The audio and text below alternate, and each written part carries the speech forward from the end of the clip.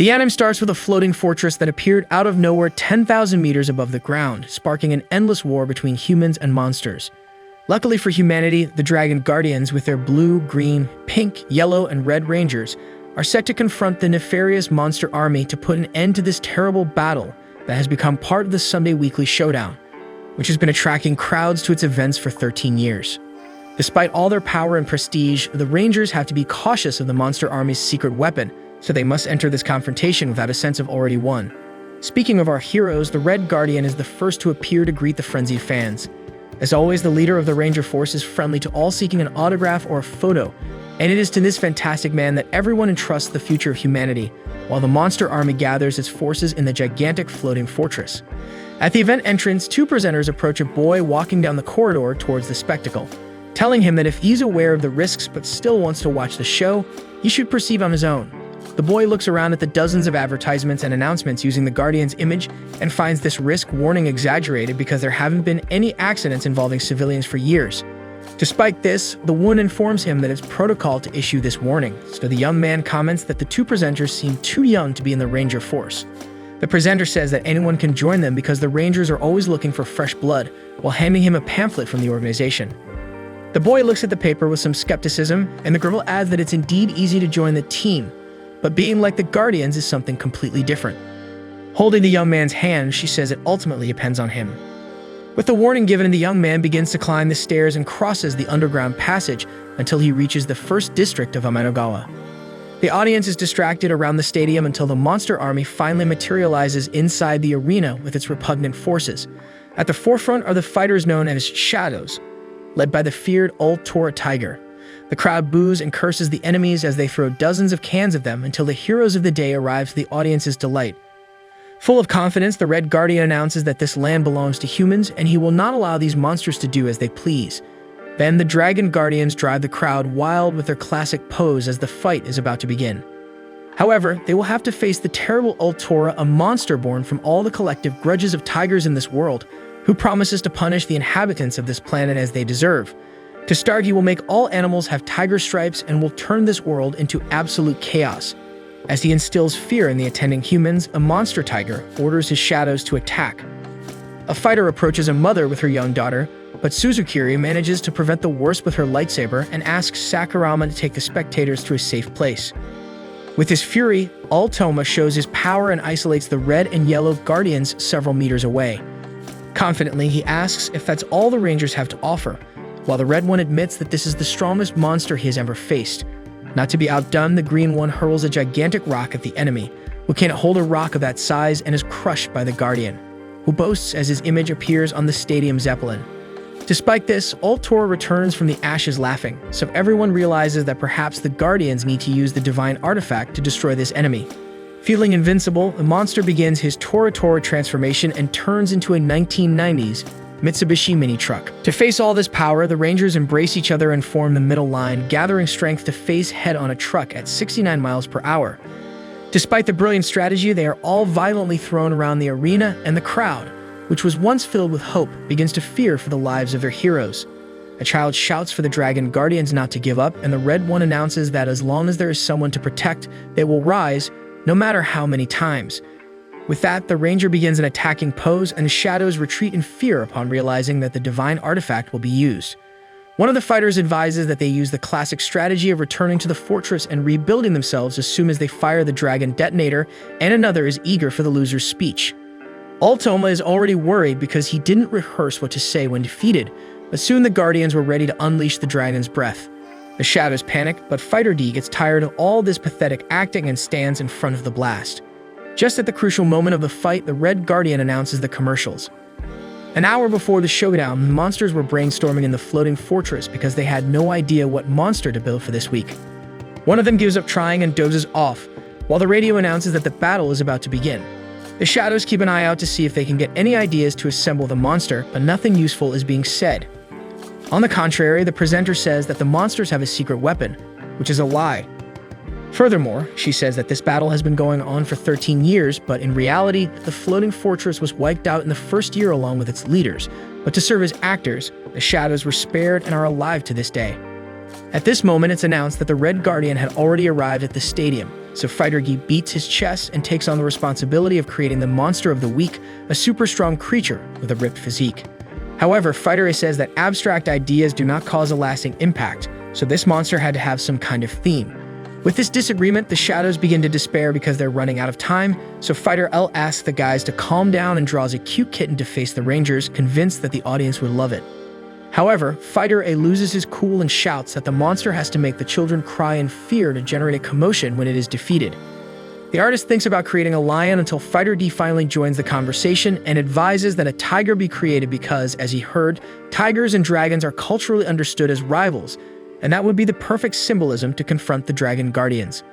In response, a colleague promises to pull Fighter D's sheet off at bedtime because he is already covered in reason and hopes that the audience will buy into this idea of mortal rivalry, even if they lose every week. Despite this, Fighter D is tired of all this combined defeat story and tries to rally his companions to seek victory this time, otherwise, they will never be able to complete their mission. Looking at each other, the other Shadows wonder what mission this could be, and then D reveals that it is to dominate the world because even after the leaders' deaths, the goal remains the same. However, despite the fiery speech, his crime partners laugh at all this foolish motivation, emphasizing how it could only be his thing, until the Fighter rebels against his colleagues and goes after them. After seeing his colleague beaten up, Fighter F asks D to calm down a bit or he'll end up dying with this madness. However, D is still outraged by all this conformism of the Shadows in the face of so much weekly humiliation, even though F believes they lost the moment their leaders were defeated. Now they are only instruments of the Guardians, and they cannot let the public discover that it's all just a show because that's the condition of the truce. Indignant, D pretends to accept, while the others mobilize to build the tiger with a copy of the animal encyclopedia that the Rangers gave them. Fighter Z offers to be the tiger, then visualizes the encyclopedia for inspiration and begins the long transformation into the fake boss. Despite looking like a bodybuilder hyena run over by a tractor, the fighters accept because it's last minute. D comments to F that he would do much better than Z, but he's not on duty today. Moreover, he wouldn't offer to be the boss just to be ridiculously defeated in the end. Then, looking at a huge crystal spinning through the air, F recounts that during the last Sunday confrontation, he saw a small surface dweller in front of him, and instead of humiliating the Shadow as anyone would do with an enemy, the kid told F to do his best. Upon hearing that, as nonsensical as it sounded, F didn't feel so bad. That day, he realized he doesn't mind losing because his role is to entertain the audience, even if they don't know it's all staged. With this conformist speech, he gets even more irritated, and all this revolt leads to his attitude standing in front of the Ranger's shot. After the explosion, the announcer enthusiastically announces that the world has been saved by the Dragon Guardians once again. From within the smoke, he asserts that the Shadows are indeed immortal, but they still feel pain, and they are not mere puppets to act as a farce in this Ranger show. It's the same thing every week, so Guy would love to bring a different element to this repeated spectacle. Seeing the remaining Shadow, the Yellow Guardian comments that it wasn't agreed upon, while the Green one emphasizes how stupid this fighter is for staying there. The Pink one tells the Shadow to return to the fortress while there's still time, but D is determined to end these fake games. Inside his head, he's conjuring up a powerful and swift attack, but in reality, he's running towards the enemies like a drunken elderly person. In the face of this, the Red one steps forward and uses his charm to say that this fighter seems like a formidable opponent because of his audacity. At that moment, D sees the child that F mentioned earlier, and she was encouraging the monster to move forward and do his best. Despite this, the rest of the crowd maintains their usual disdain for the Shadows, so he promises to wipe that smile off everyone's faces. However, Guy is brought back to reality the next instant when the Red Ranger says that this is not the stage where this bunch of monsters can shine, and that they should be content with this loser position. Then he cuts the fighter in half, and the other Guardians disintegrate him with a cannon. Inside the floating fortress, F counts 999 defeats in 999 battles and notices that D hasn't returned yet. A colleague comments that it's normal for someone to run away from time to time because they can't bear this reality. Meanwhile, he materializes again in another part of the city, this time resigned that the poor Shadows are not even capable of being villains, but that doesn't make him give up on ending the enslavement of his peers. During his speech, human skin envelops his body until he takes the form of a boy, and this boy goes to Suzukiri, claiming he wants to see the battlefield from a higher place. The girl agrees that the stadium is a great view and asks what the boy thought of last Sunday's fight. He replies that it was incredible to meet the Guardians up close and that one day he wants to be like them. Therefore, he considers taking the recruitment test, and while Suzukiri comments that he seems excited, he looks up at the sky and promises to exterminate his enemies. Soon it's explained on the radio that the wave of applause sparked a wave of power within the shadows, so the dragon guardians are more necessary than ever to keep the Earth safe. The shadows, which in turn have a much deeper history than one might imagine. Going back in history, humanity's struggle against the monsters began when the floating fortress appeared, and with their immortal bodies, the monsters attacked mercilessly, yet the humans never lost. 1 year after the start of this bloody war, the divine artifact was created, and with it, the monsters could finally be destroyed, confirming human hegemony in this conflict. Back to the present, the selection of new rangers continues at full steam, and the Red Guardian tries to motivate the candidates to finish the 10 laps remaining around the gym. Amidst this, Dee continues to maintain his disguise while questioning what happened to that taller guy's hair. Looking around, Dee knows that none of these candidates have any idea that it's all just a performance, but that's not his problem after all. His focus is on going after the 5 rangers who were present when their masters were decimated that day. After the test, Fighter D goes to the Dragon Guardians' headquarters and asks the receptionist if they are present, but she says they are not. As he was about to ask why, Sakurama approaches from behind the fighter and says he's excited to see that the guy came to take the tests, so he's proud to have invited the new colleague. Soon Suzukuri also appears, saying that Sakurama got excited about the new friend's presence, but that doesn't guarantee the guy will pass the tests.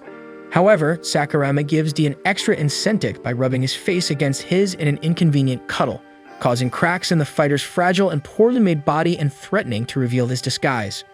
Watching this scene carefully, Suzukuri gives the impression that she noticed something strange, but she just invites the newly formed human to have lunch with them. And with that, Dee thinks the surface dwellers are too naive. Meanwhile, in the floating fortress, the fighters who stayed firm in the staging scheme face off in a classic tic-tac-toe game, until the red and blue guardians arrive in search of the rebellious fighter.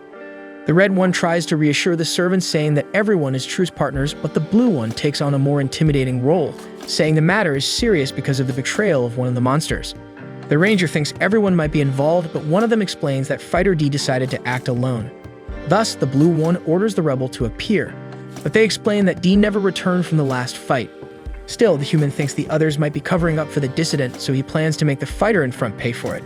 But the red one asserts that everyone present shares the same resentment for the betrayal of Fighter D, who is solely responsible for all this. When the blue one understands, the red one adds that the rangers and the monsters have been partners for over a decade, so they have taken security measures to prevent such cases from recurring.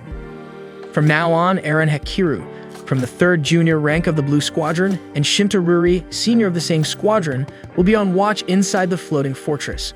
All the monsters are shaken and fearful of the decision, but Fighter C decides to rebel against the tyrants because the fortress is theirs and they also deserve privacy.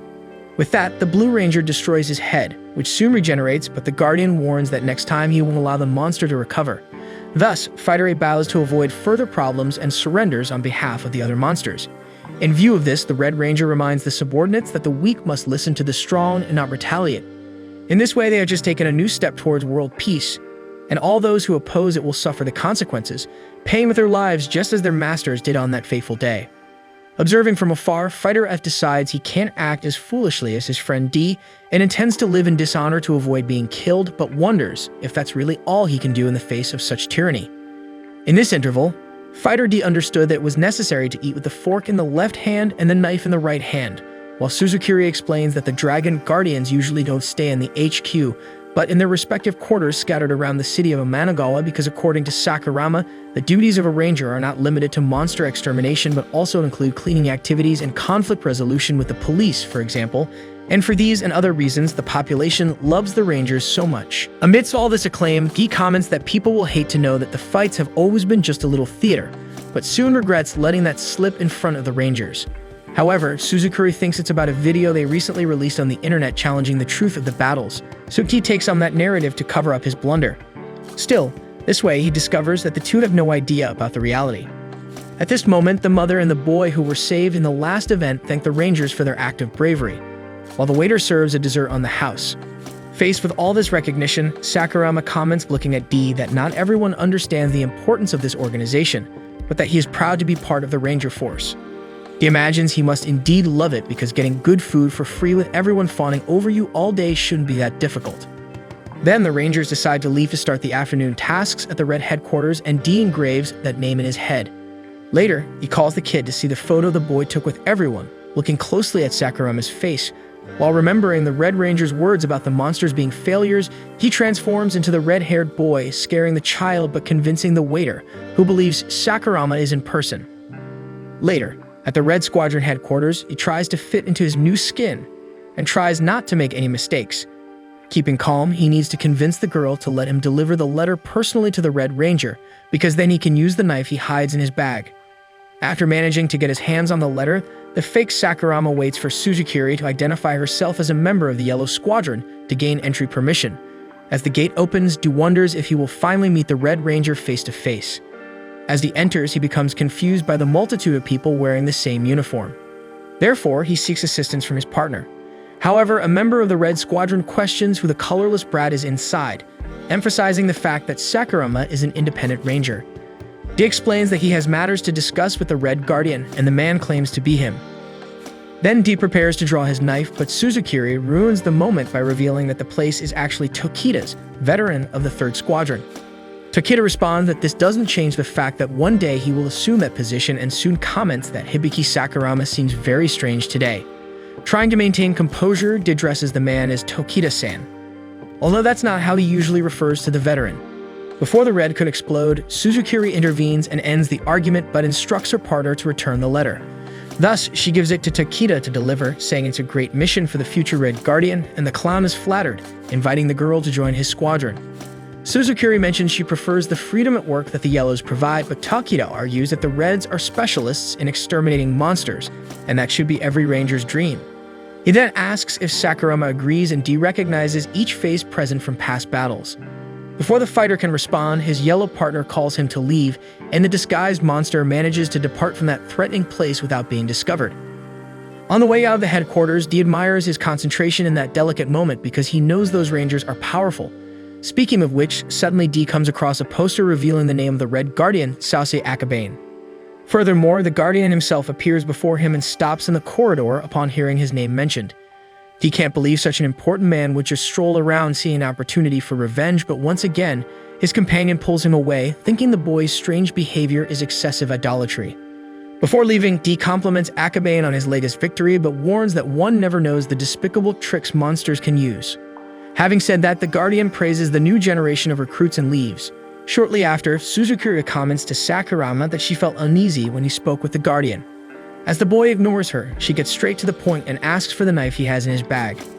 With no way out, he tries to justify having the knife, but Suzukiri cuts him off before anything and reveals her true identity. He panics, but curiously, the ranger claims to have tried to cover for the monster all day, despite his slip-ups at the Red headquarters, especially the terrible idea of advancing against the Guardian within his headquarters. D asks who this woman is, and she claims to be his enemy. With that, the fighter tries to react, but she destroys the monster with each attempt of his. After several defeats, he asks them to sit down and talk. Suzukiri then offers a joint job because she also wants to exterminate all the rangers. At that moment, the real Sakurama arrives, warning about a monster nearby, and D, having returned to his human form in time, is surprised that the rangers have such a problem today when it's not Sunday. Upon receiving the information, Suzukiri turns back to the monster, but it has already disappeared. Soon, Fighter F decides to rebel against the system, but facing the Red Squadron, he remembers he has no idea how to react to that alone. He fights for space in the crowd until he finds his friend running from the Rangers, until Tokita hits the fugitive's head and asks the small fish to stop regenerating uselessly. Having said that, F promises to return to his rightful place since he didn't find who he was looking for. However, Sase Akabane never said at any moment that the monster could leave unpunished and plans to make an example of the fugitive with the other monsters. Using his power of transformation, the Red Guardian assumes his combat armor and draws the divine artifact, lamenting that the monster didn't want to hear what he just said in the floating fortress. Thus, the Guardian promises to bring true and definitive death to that immortal being, then invokes the Red Dragon Salamander through the artifact. Before being killed, the fighter already imagined this would happen. After all, he's just a humble monster. At least now he understands why D rebelled, because even with the applause of the crowd, at the end of the day, fighters continue to be enslaved scum. After his last thought, the supreme technique Yamada no Orochi had pulverized Fighter F. Even after death, F's spirit had the chance to apologize to his friend D because he fought and lost. However, compared to the last 13 years of meaningless existence, today he felt good until his last breath. Meanwhile, D observes the smoke from the explosion fill in the air. Observing the scene of the tragedy, Sakurama questions in fear what kind of divine artifact this is, because it's different from any seen before. Attentive to everything, Dee recalls 12 years ago, and the Rangers climbed the floating fortress to warn the fighters that their leaders are no longer alive. Therefore, they have two options: keep fighting until a Ranger falls, or make a deal to join forces with them. In the opinion of the Red Ranger, humans and monsters should unite to coexist. Dee gets angry at this memory and walks away without explanation, so Sakurama follows to see what's happening. Surprisingly, the Ranger mourns the death of the fighter if Dee knew him, so Dee turns and asks what this talk is about. Without ceremony, Sakurama warns that the monsters don't stand a chance, so he asks Dee to give up whatever he's planning. Dee questions how the Ranger found out all this, and he explains that he overheard his conversation with Suzukiri while hiding. According to the Ranger, even if the fight continues, justice will prevail and the defeat of evil will come. This infuriates fighter Dee even more, who wants to know what justice this is, where monsters have been enslaved for 12 years to act in a foolish farce, and he promises not to give up his goal of destroying this corrupt human institution. Suddenly, Sakurama raises an admission paper and informs Dee that he passed the recruitment test, so he will finally become a Ranger. According to the Ranger philosophy, the world is indeed unjust, but we can all change it from within, fairly and honestly, to create a society where humans and monsters live together in absolute peace. After his speech, the young man extends his hand to Dee to solidify this harmony, who refuses the handshake and makes it clear that they are enemies, and before disappearing from there, he says that Sakurama is not cut out to be a Ranger. Anyway, Dee can't fight the system without help, so he seeks out Suzukiri, who imagined that the monster would return to her at some point. Proudly, Dee makes it clear that he only came to find out how to defeat the Rangers, and that he will discard the girl without a second thought afterward, so she shows that she's not moved by this tough talk by cutting the monster with a kitchen knife. Furthermore, she threatens to report him if he continues to insist on being so stubborn and arrogant, so when he backs down, she informs him that the key to defeating the Rangers lies in the divine artifacts. There are 5 of them, which are transformation items for Dragon Guardians and give illusion powers to the user capable of destroying immortal monsters. Ranger Force may seem strong, but it depends on the 5 best members, and a touch in the right place can destabilize the entire structure. Anyway, Dee remembers that the Guardians are always well protected, so it's not like they can be caught off guard while sleeping. On the other hand, Suzukiri teaches that at a certain point, the Guardians set aside the divine artifacts in the Sunday confrontation because they can't bring real weapons to a performance. That said, soon Fighter Dee was striving to mimic the appearance of the Red Ranger, and Suzukiri asks why the monsters didn't do this before to spy on humans, and as the fighter takes too long, she asks him to turn into a chair. With that, Dee gets stressed and tells the girl to leave him alone. So he explains that he is capable of imitating surface beings, an ability that can change the course of this conflict. In a while, Dee already had the face of Sausage Akabane and was invading enemy territory. With Suzukiri giving instructions through the earpiece, he hears that he should go to a staircase to the right of the passage. He questions how she knows this, and she replies that it can be called feminine intuition.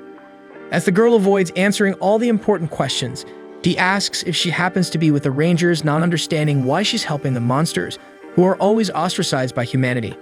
So she asks back if he has ever watched any teenage drama, where the cliché is to pair the nerdy girl with a rebellious hunk from school, and even if there is competition in the middle of the movie, in the end, they always end up together. Suzukiri feels bad because the protagonists always win, and that's why she wants to help the monsters. This pathetic comparison irritates Dee even more, but the only help he has is this individual who spews nonsense, so the deal is to move forward and nothing more. Finding lower-ranking Red Rangers soon after, he notices the prestige that Akabane has within the regiment and feels a taste of victory, as everyone believed he was the Guardian. However, as Dee reached the mentioned staircase, a small monster seems attentive to the disguised fighter's steps, who should find the divine artifact at the end of the stairs. However, all he sees is Shunto Kita, surprised by the quick return of the Guardian. Dee argues that he came to use the artifact to transform again, so Takita makes way despite sensing the suspicious smell of deceit. The clown comments that it's impressive for the Guardian to be willing to face that rabble every week, but any reason is enough to kill the monsters, and soon Suzukiri tries to keep the fighter focused on the mission. Even annoyed with the speeches, Dee manages to open the door and encourages Takita to maintain the same mentality. Once inside the secret room, he finds it very ironic that the divine artifact is exposed as if it were a broom at Walmart, so he considers it a trap. But as arrogant as they are, the Rangers don't see the monsters as a threat, so he grabs the weapon, while swearing to make the enemies regret their arrogance. However, Takita returns and shoots the supposed Akabane in the head, attracted by the suspicious smell of the boss. Dee comments to the sniffer dog that if it were the true Red, he would have died, but Takita has a good point. If it were the true Red, he would never fall for this surprise attack. With no way out, D threatens to attack the ranger, but he shoots the monster in the head with every step he takes, keeping the fighter in check. Despite the visible superiority, Takeda shudders at the regenerative power of this creature, but it's precisely the fear of dying that creates the need to evolve, according to the ranger. That's why humans stay on top without any sign of threat from the pathetic monsters, who until today are subjugated as slaves. Firing away, Takeda nearly loses his breath with satisfaction, while D nearly loses his head from having to restore it so much. With the fighter down, the human grabs the artifact to turn that monster to dust. D questions if just anyone can use this gadget, something Takeda doesn't know, but he's willing to find out right now. Thus, D begs for his life, surprising the human to some extent, but it's not just pleading that the fighter has to offer. Displaying a belt full of dynamite, D convinces the ranger to have empathy and drop the artifact for a civilized conversation. However, as Takeda knows all too well, monsters don't die, so detonating an explosive won't make D kamikaze, but it does make Takeda soaked in human flesh. Finally, he lights a match near the fuse to make the ranger feel the fear of death he so loves, and when Takeda tries to fight for his life, the fighter hits a golf club into the clown's processor, bleeding like any man until taking a second blow. Continuing his journey through the air ducts, Suzukiri praises the fighter's unknown strength every second as if he were a child after finishing everything on his plate, and D is already fed up with this woman's arrogant attitude. At least he reaches the rooftop with the divine artifact as planned, but something that was out of the plans was the presence of the Red Guardian. So he asks him to stay out of the way because there are monsters in the arena for him to defeat. However, Akabane prefers to deal with the monster in front of him now, but not before the fighter D resists with the weapons he has. The Guardian plays around with the monster's inefficient resistance, but D doesn't give up until he takes his persistence to another level, knocking down a huge water reservoir with his seemingly out-of-battle arm. Remembering the good old baseball days, Akabane hits a home run on the huge sphere and sends it into space, and with the pipe he used as a bat, he tears off the monster's arm holding the artifact. D throws himself down the building to retrieve the weapon that can turn the game around, but he had to let his arm fall to save the chance of victory. Akabane praises the enemy's persistence, but sees that he's not even fit to be a supporting actor in villain's play. D thinks he's doing too well to be seen as garbage, but the Guardian laughs and says it doesn't make sense to kill a monster for nothing far from the cameras and the public, so this fight is paying off so much. Speaking of which, the Tuna TV station helicopter arrives at the scene to broadcast the Red's pursuit of the runaway monster, and now that millions of people are watching the fight, the ranger can beat him up without holding back. To everyone's surprise, Akabane feels the injuries suffered by the tiger monster last week and becomes vulnerable, until the rest of the Dragon Guardians show up to save the day. They ask if the Red is okay, but he was actually just acting for his team's triumphant arrival. With everyone in position, Akabane gives the usual speech about the Rangers' unity to save humanity from evil, while the Yellow rejoices at being the last monster before going home. The Pink Guardian questions if it's the same fighter from last week rebelling again, and although the Red isn't sure because they all look alike, he decides to kill the enemy just in case with the divine artifact. However, the other Rangers think that resorting to this weapon every time is getting repetitive, and finally the Green has a different idea for the end of this show, offering to capture the opponent because it would be a waste to eliminate such great talent. The broadcasters transmit the surprise with excitement, but as the monster refuses the proposal on the spot, the Red also doesn't hesitate to order the opponent's death. Finally, the Blue Ranger activates the artifact and turns D into a ball of air that floats away with the wind. As he flies through the air, D remembers his comrade F bowing to the Rangers and therefore shouts that Akabane will at least remember him, but the Guardian replies that he won't and bursts the balloon with a snap of his fingers while striking his victory pose alongside the rest of the Dragon Guardians. With the end of the fight, the leader of the Guardians goes to retrieve the artifact while reflecting that he really needs to vary a bit in the endings of the shows. Suddenly, as he was about to retrieve his deadly weapon, Akabane discovers that it was actually the monster's arm disguised. Meanwhile, with the divine artifact in hand, Suzukiri laments the death of the brave D, but promises that none of this will be in vain because now there are only 4 artifacts left for the end of the Ranger farce. After this whole event at the Ranger Force headquarters, the Guardians gather in the sacred banquet hall, each with their junior representatives. Himura from Red, Aizone from Blue, Hizui from Green, and Nadeshiko from Pink. The Pink Guardian wonders when the last sacred banquet took place, mentioning not only the presence of the first-tier veterans, but also the rookies. Consequently, they all plan a member change. Suddenly, the last participant, the Yellow rookie, Yumeko Suzukiri, enters the room. Blue reproaches Yellow for not teaching his partner to apologize when she's late, so Suzukiri retorts that Blue behaves like a teenager in puberty because of his present companion. Blue gets angry and stands up to demand a different attitude from the woman, but Azum headbutts the boss and reproaches his rude treatment of others. The boss now turns against his junior until the Ranger Force mascot, Draggy, shows up questioning why everyone is fighting against their own friends, but Blue isn't interested in this chat right now. Finally, Sase Akabane, the Red Guardian, asserts authority and orders the chaos to stop. Then he asks Suzukiri what the procedure is when they do something wrong. Seething with anger inside, the Yellow Rookie apologizes for being late, and then the leader initiates the proceedings by revealing that he messed up. The other Guardians exchange puzzled looks, so Akabane explains that his divine artifact was stolen. Himura, his junior, questions if it's really true, so the boss reveals that the fighter he killed this morning must have taken it. Green mentions that he even forgot fighters could betray the Rangers after 13 years of working together. Members wonder where the fighter could have hidden it, while Suzukiri considers that maybe he gave it to someone. Anyway, Red promises to bring down the hammer of justice on the offender once they start working with the fighters again, but his rookie questions the veteran's position after such a stupid and serious mistake. The Pink Guardian tries to intervene, but Himura maintains his offensive stance, stating that the artifacts are the Ranger's pillar, so Akabane should resign in the face of such an absurd failure. Just observing, Suzukiri finds it amusing how much of a fool that rookie is, especially since he was the one who leaked information about the divine artifact. To everyone's surprise, Akabane agrees with his junior about resigning, stating that due to Himura's sense of justice and effort, he should inherit this position. Proud of himself, Himura declares himself ready to take on this responsibility, promising to bring justice with all his might. With that said, Akabane presses the boy against the wall by the neck, asking what kind of strength that is, and before Red delivers the final blow to the rookie, Green tries unsuccessfully to stop him. Soon, Akabane invites everyone to return to eating once the problem is solved. Meanwhile, Blue reveals to Izone that something is bothering him. Then scenes of D's death resurface, where Sakurama bet on the explosion that the fighter suffered to act. Analyzing the case with Hakiru, Blue believes that in the worst-case scenario, the fighter survived and took the artifact. If that's the case, two things could have happened.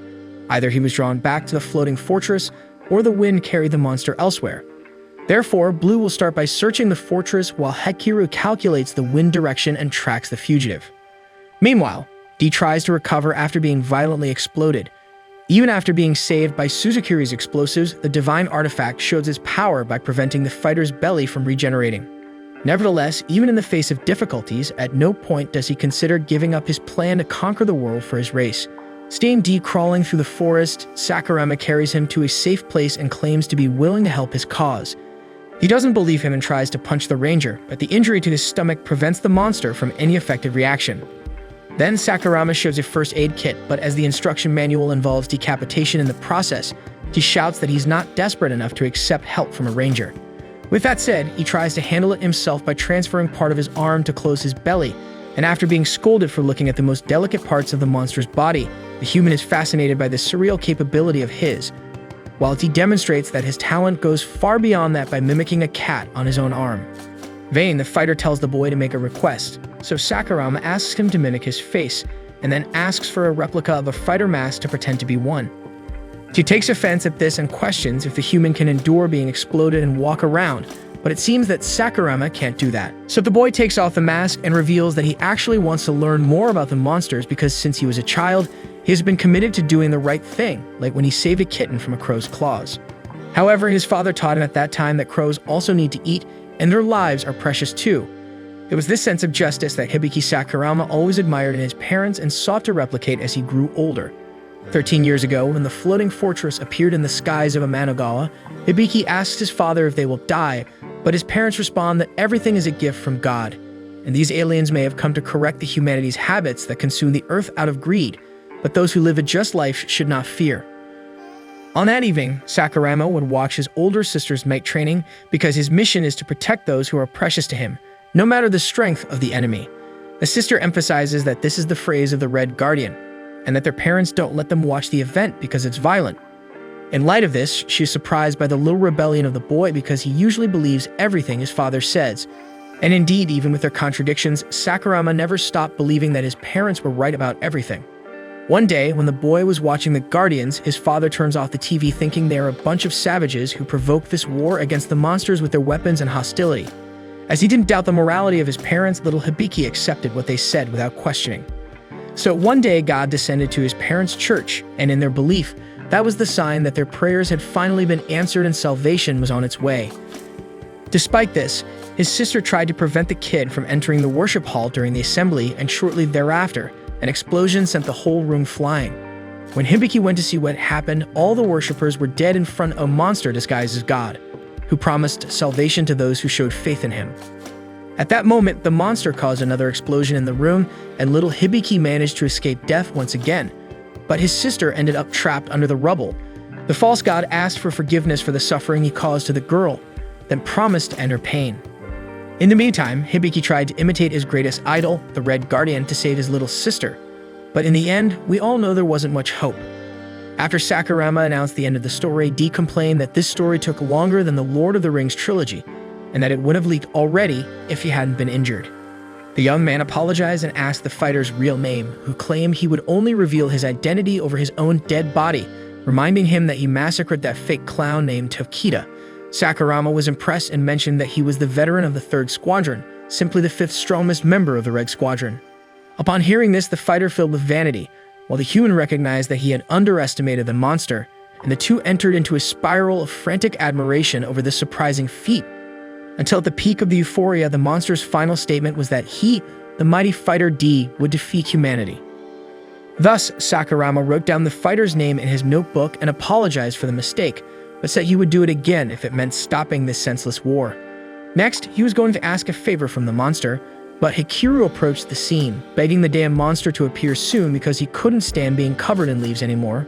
Soon, Sakurama introduced himself as an independent ranger and informed that he had kidnapped a fighter, leading the Blue Squadron Ranger to the opposite corner of D. Sakurama spent as much time as he could stalling Hikiru, purposefully making wrong turns, but the Scythe Ranger showed that he would not tolerate any more mistakes of that kind. Suddenly, D himself appeared in front of his pursuer and asked if he was a veteran, since he was from the 3rd Squadron, and as soon as Hikiru explained that he was one rank below, D realized it would be a breeze to finish him off, so he called out the 3 down there for a showdown. Hikiru questioned who these 3 were, so he pointed to the back and attacked by surprise when the Ranger turned to look. With the blow he received, the Ranger was hurt for being deceived and started crying, mentioning that Tokita was killed because of such a dirty trick. Therefore, he activated his replica of the divine artifact, the Blue Dragon Leviathan, and when he realized that these replicas could also kill a monster, he fled from there without looking back. Hikiru threw the artifact's projectiles while he tried to escape even wounded, raging against Suzukiri for not telling about this weapon in the hands of the rookies. Anyway, he noticed that he would have to get rid of it alone, but the battlefield wasn't favorable, because the enemy devastated everything around that sinister weapon. However, the fighter took advantage of a moment of distraction from the opponent to steal his divine artifact, but when preparing to use the equipment, he burned the monster's hand and forced him to let go. Hikiru explained that he borrowed this power from the Blue One, and that the power of this bond is what makes him fight so well. Always able to count on the veterans and rookies of his squadron, Hikiru affirmed that unity is strength, while melting along with his scythe. However, far from this meager discourse, D ran like never before to save his life, until he met Sakurama on the way and after some time, took him hostage to demand Hikiru's divine artifact. Hikiru considered that they might have swapped identities with the monster's ability, but as he didn't know the truth, he tried the only way to find out by approaching with the replica in his hand. Sakurama warned that he had asked for help from HQ, so they just had to hold on a little until help arrived, and Hikiru knew it wouldn't sit well to sacrifice a ranger to take down a monster, so he hesitated while his entire body melted. Soon he decided to leave the artifact behind, so Deed approached slowly until he threw Sakurama aside and tried to grab the weapon, but the Blue Squadron Ranger prevented it with his melted and boiling body mass, only to then run towards his replica. At the same moment, Dee used his own right arm for ambush to delay the boy, and when he finally got close to the weapon, Sakurama retrieved it for himself. Then he cut off Dee's neck and ended the fight, but his right arm was regenerating like a monster's. Finally, the supposed Sakurama thanked his fellow ranger for his help and stated that this is the true power of the bond he was looking for, moving Hikiru. At the end of the cliff, the real Sakurama gradually recovered his form while celebrating that everything had gone well. Before being rescued by a helicopter, he formed the conspiracy with the monster that would result in this crazy strategy. First of all, he cut off his own arm and then asked Dee to follow his plan to the letter if he wanted to survive. So the fighter stated that he would destroy the Ranger Force first, while Sakurama replied that he would fix the Ranger Force before that. Meanwhile, Nadeshiko informs Suzukiri that the pink and green squads are going to badmouth the Red Guardian and then throw a party. so he invites the representative of the yellow team. However, Suzukuri responds that she'll have to pass this time since she's going to watch the TV show she recorded. With that said, when the Pink Ranger passes by, Suzukuri remarks that her presence is useless there, and that actually Pink wants Sakurama. In response, Pink warns that if Suzukuri wants to level up, she should be less rude. Back to Sakurama, the Independent Ranger wishes luck to D, who is going to take his place in society. At the same time, the fighter hopes the human doesn't just die aimlessly out there, getting him into trouble. Upon returning from his trip, he reflects on how he abandoned choices and almost lost his life that he doesn't even know who he should defeat yet. As he begins his life as Sakurama, he spends the night in the man's room and notices how noisy the place is. His disguise was perfect, but it still caused pain to the monster. Perhaps it's the scar left by the artifact's shot. Then D remembers Sakurama saying that a monster attacked him and his sister, and they were supposed to have died with their parents that day. However, the Blue Guardians saved them both and raised them after retiring like a true hero. This admiration fueled Hibiki's entry into the Ranger Force. With that said, he sarcastically remarks that in the end, Human found out it was all just a mere act. Indeed, Sakurama wanted to tell everything when he found out, but when he scheduled a press conference, he was attacked by unknown assailants.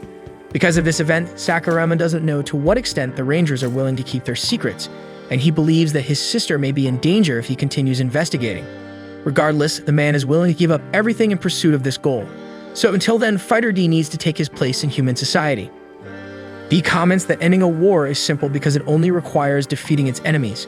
As his leader used to say, monsters don't have the right to a full life, so they must reclaim planet Earth and live freely. At least that's the only way D knows to confront this situation. Sakurama asks what the monster intends to do after defeating the Rangers and achieving this so-called freedom. But the harsh truth is that the fighter doesn't care about what comes after because his total focus is on defeating the Dragon Guardians along with the Rangers. Trying to adapt to his new routine filled with gadgets he's never seen before, the monster lifts a notebook in an attempt to figure out what that noise is inside the device. Suddenly, someone knocks hard on the door, startling D, who drops the device, breaking it. At that moment, he remembers that Sakurama had described his relationship with all of his colleagues on a computer in the room, so D sees that everything has gone downhill. To try to recover the data, he begs a ranger to fix his PC. The ranger agrees but warns that this type of repair is not his specialty.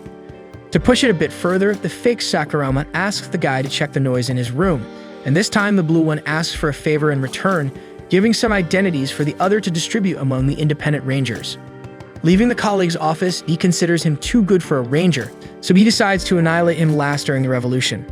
Suddenly, another colleague arrives congratulating Sakurama for the good work. Then he quickly checks the identities and sees that it's Yamato. D asks Yamato when they can leave there, but the other explains that it's impossible when training begins, so it's good to get used to underground life. Surprised, D asks to analyze the layout of the place and discovers that he's housed in a white dragon's nest. He asks how to meet the Dragon Guardian, so Yamato explains that the only alternative for an independent ranger is to win fights, survive, and be chosen by one of the 5 squads. Hearing this, D gets upset, thinking that Sakurama put him in a terrible position too far from his goal. In the meantime, Yamato continues, saying that he also dreamed of being a ranger, maybe even guardian, and being flattered by the girls. However, people preferred Akabane and shattered his dream into pieces. Without paying much attention to his colleagues' drama, D wonders if all the apprentices are like this. Then the ranger calls the supposed Sakurama to the cafeteria, where the others will be. Downstairs, he tries to deliver the document from Angelica Yukino, but the girl is stressed out and dismisses any interaction. On the other side of the table, Renrin Akebayashi complained that he looked terrible in the photo he took. Angelica loses patience and leaves the table, while Angel Yushikubo arrives and confesses that she wanted to get along with the ranger who got up. But it's certainly not possible since the two are competitors. Still, Renrin comments that despite what Sakurama said, he was the first to defeat a monster. Pretending to know what it's about, D throws some random topic about righteousness, making the girls wonder what's going on. After that, the disguised fighter hands over the identity to another colleague, this time Sojiro Ichikawa. Ichikawa thinks he looks too young in the photo they're using, as he's an old member of the organization and has aged. Nearby, Tsukasa Shippu calls Sakurama to work out tonight, but the fighter refuses. After that, D heads to another colleague to deliver another identity. However, as he was about to hand it over to the respective owner, the boy almost hits him in the face, making it clear that no one should address him whenever they feel like it. This ranger's name is Kai Cheyenne, who takes his identity and walks away without giving any explanation to the knockdown colleague. He gets angry at that man's behavior, while Renrin warns that it's not a good idea to try to approach Kai at this moment. Moreover, when the fighter tries to retrieve the other identities, two more independent rangers show up to mess with Sakurama. Aigen Urab thinks the redhead is too cocky after defeating the fighter, while Rama Rakamuga hands over his friend's ID without saying anything else. Before leaving, Uraid warns that Sakurama should stop spreading rumors that he's been talking to monsters. At this moment, D remembers that Sakurama said that all of his colleagues are cool, and so he understands his companion better thanks to how others see him. Anyway, the monster's target is the Dragon Guardian, so he can't waste time with Small Fry, and he heads out to continue his mission. However, another colleague interrupts him, sporting the same deep green eyes as Sakurama and using a wheelchair. Connecting the dots, D realizes she's Ranger's sister, Cesara Sakurama. Unsure how to act, the monster invents an excuse and bolts from there. After reaching his room, D grumbles that idiot Hibiki didn't mention his sister was also a ranger. In the meantime, someone knocks forcefully on the closet door, so the fighter goes to open it, annoyed only to find someone inside, startling him, causing him to run again. However, a sinister woman grabs the monster and recognizes him as Hibiki. He recognizes from the girl's arm that she's a fighter, and she asks Hibiki to set her free because she's tired of pretending to be a surface dweller. Suddenly, Cesara knocks on the room door, and D jumps to cover the woman's mouth, making up to his sister that he's cleaning the room. The fighter is surprised by the ranger's hostile attitude, so D is confused about the woman's relationship with Sakurama. Therefore, he reveals he's a fighter, just like her. Then the girl apologizes for her behavior and reveals she's been trying to escape from this place for a long time. Meanwhile, Cesara keeps insisting on entering. The prisoner emphasizes that they have the numerical advantage, but D can endanger the ranger's sister, so he asks his new companion to hide and wait for his signal. Then he opens the door for Cesara, who asks her brother if he's ready for the final test, since it's against humble fighters who should be much trouble. At that moment, another noise occurs in the closet, so he tries to divert Cesara's attention to the apples she's carrying, convincing her to borrow a knife to eat. With the ranger's departure, the fighter grows impatient at not hearing her partner's signal, so he tries to manage both women at the same time without messing everything up. Cesara returns with a knife and accidentally throws it into the closet where the fighter is hiding while trying to cut an apple. D retrieves the stuck utensil and apologizes to his partner, who asks if this is an ambush. With that done, Cesara finally says what she came to say and asks her brother to give up being a ranger because it's not the right place for a pacifist like him. Before responding, D hears more and more knocks on the closet, perhaps because the fighter thought this conversation was the signal. Luckily for the monster, the girl's phone rings and she goes to answer it outside, while the fighter breaks the closet door and comes out wanting to deal with the situation with the ranger. Once again, D asks for calm because he has just arrived and doesn't know how things work around there. The woman freaks out upon hearing that the monster has recently arrived, which means he's a remnant, and she attacks him because she hates the fighters who chose to be enslaved 13 years ago, instead of those who fought to the end against the Dragon Guardians, from which only the fighter emerged alive in the end. Inside, D reflects that he actually went through horrible things in the floating fortress, but he has no intention of convincing the woman of that. Therefore, he stands up and pretends to agree with her strategy to attack the Rangers, as long as the Dark One regains her human face. Taking advantage of her delay in remaking her face, D looks for something in the back and finds a box that will serve his purpose. So when the fighter finishes her transformation, he cuts off her head and puts it in the box just as Cesara returns to the room. Luckily, the Dark One manages to hide the body in the closet in time, explaining that the door is jammed because he put too much junk in there. With that done, the two resume their conversation and the girl invites her brother to live with her again, as it's dangerous to stay with the Rangers. With the fighter's head between his arms, D explains that he came there to fight, so Cesara pulls out the knife and reminds him that the Ranger force isn't as fair as Hibiki imagines because if he wants a just world, the young man must choose a different path than she chose for herself. Still, the fake Hibiki puts his wrist on the knife blade and assures her that he won't run away anymore and he won't turn a blind eye to what the Rangers do. The sister reminds him that staying means having to face her at some point. Later, Nadeshiko asks her master how the reunion with her younger brother went, as boys that age grow so much in so little time. However, something catches the attention of Junior Rosa, causing him to stop the car. Back to D, he promises the fighter that he will win this war and regain the dignity of the Dark Ones, but the woman is not willing to forgive the man for what he did. By the way, she wants to know if Hibiki is alive, and D replies that that guy doesn't die easily. Soon we see that Nadeshiko had stopped to help a woman surrounded by men. The Pink Guardian appears on the scene and initially startles them, but one of the men says that Pink is just a pretty face for the Guardians and convinces his friends to fight her. Then immediately Pink captures all the men at the playground, while reflecting that Hibiki really has grown a lot. In a conflict situation, Sakurama dashes across the battlefield and spots a woman with her daughter. He quickly alerts his companion that they must ensure the safety of the civilians, However, the Rangers had already anticipated this and killed most of the monsters in the area because, according to them, it's quicker to complete the mission by exterminating them all at once. Sakurama can't contain his discontent at the scene, secretly admitting to himself that he can't wait for the day he gets the opportunity to take on the Guardians. Suddenly, a fighter lunges at Sakurama, but before he can retaliate, Kai Cheyenne intervenes, executing a surprise shadow move, causing him and Sakurama to cross swords. With that done, the Overseer concludes the training for the final exam, and tomorrow will be the real deal. L confronts Kai, who got in his way, accusing him of trying to steal someone else's credit. Kai retorts that he doesn't need that since he leads by a long shot and kills. Returning to his dormitory, all the Shadow wanted was to get revenge on that Ranger. Bringing up the subject, he asks XX if she had any news about Sakurama's exam. The girl demands that her real name not be easily disclosed, while L insists that their success in defeating the Rangers necessarily depends on passing this test. He reflects alone that these guys are inconsistent in terms of strength. In his mind, the Rangers who deserve more attention are Ichikawa, Yukino, Ekibayashi, and Yurei, while the rest aren't much. As for Kai Cheyenne, L vows not to lose to him. Exa comments that the fighter might get along well with these people, but that doesn't change the fact that they're monsters.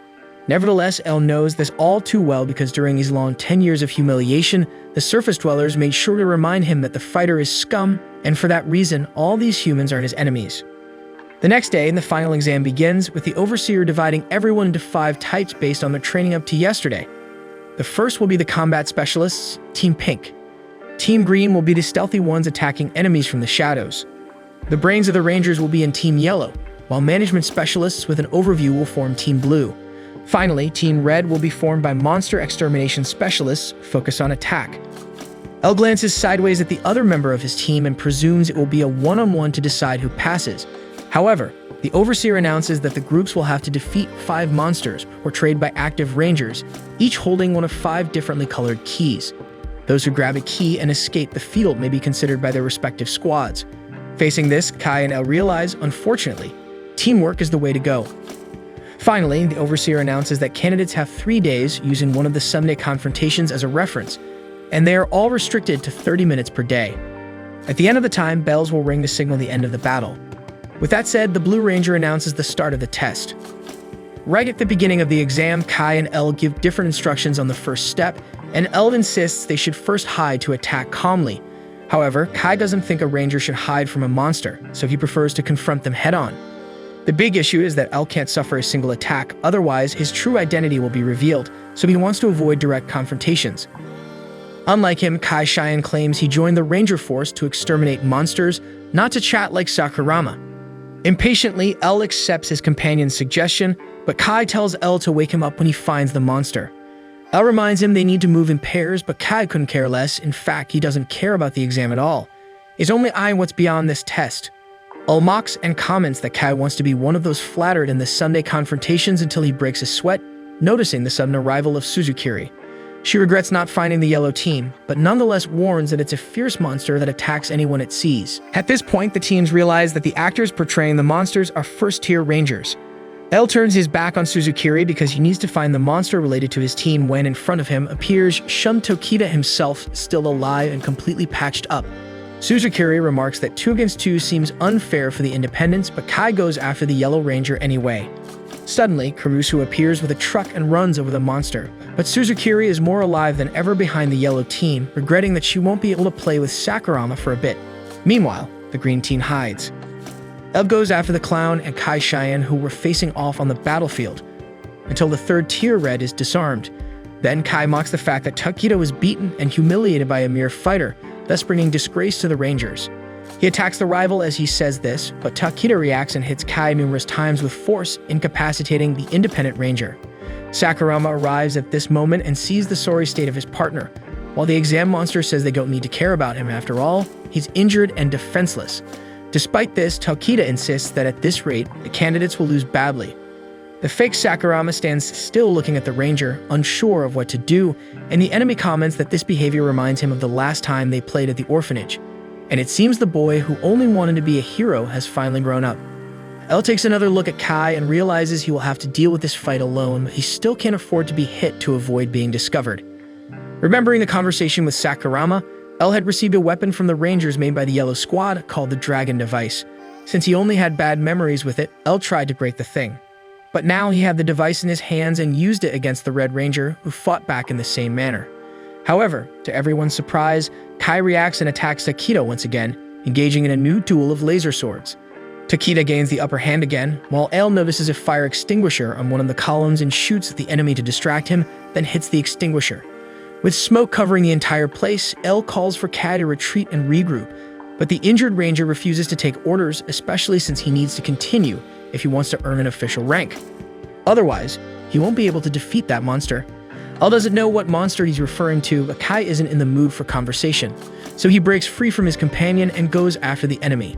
Suddenly, L remembers listening to the radio with a colleague at the floating fortress, so he gives a brief smile. Then he tries to call Kai one last time to retreat, but as the boy insists on his attack, L runs away and says Kai can do whatever he wants. After all, he doesn't even care about his companion. With that said, the two rangers engage in a duel, and Takeda continues to have the upper hand, disregarding the candidate's chances of passing the exam. Using his device, the clown almost hits Kai, and in the end fires at a car that explodes and isolates the independent, even more wounded. This time, the Red Ranger approaches the candidate with all the freedom and begins to kick him in the face, wanting to know where all that bravado from a moment ago went. Meanwhile, a van approaches at high speed, along with another individual.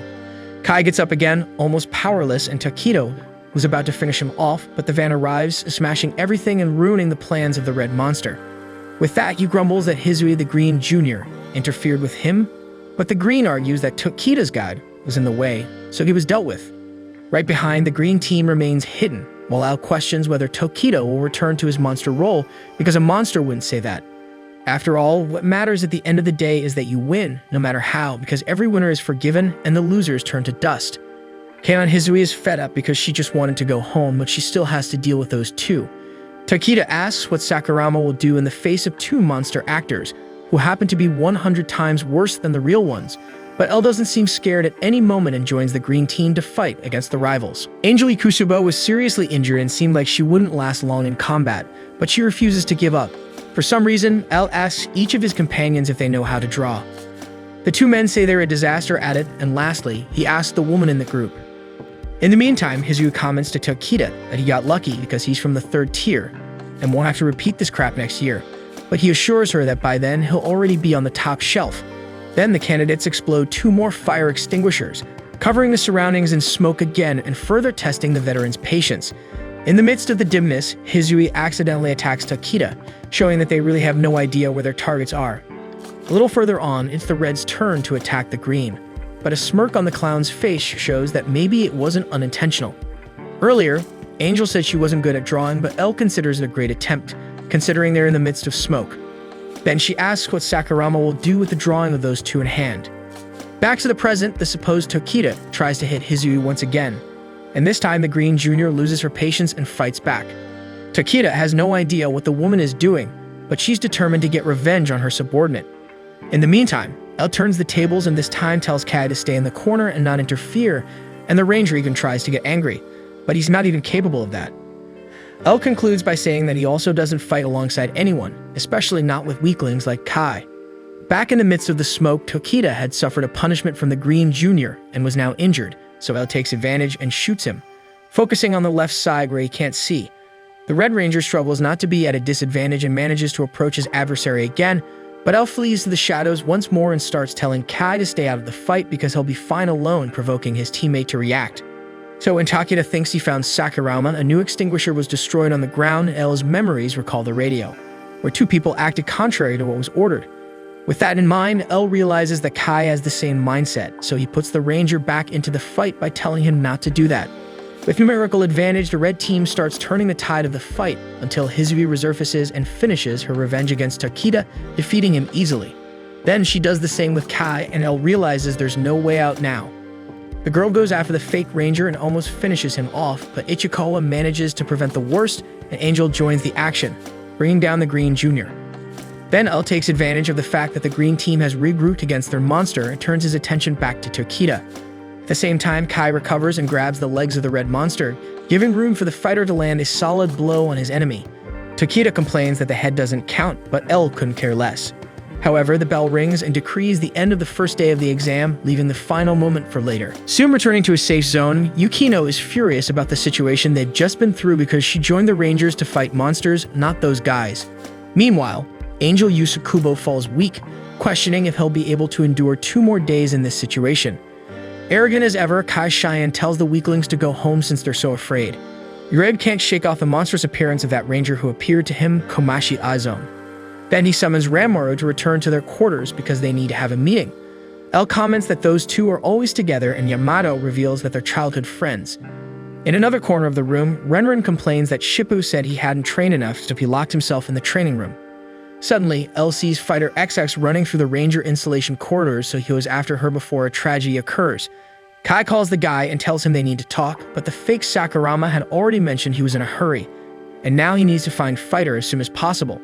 After a while, Ella finds XX making noise with the pipes and pulls her back to her room, telling her to return to the fortress while shoving her into the closet.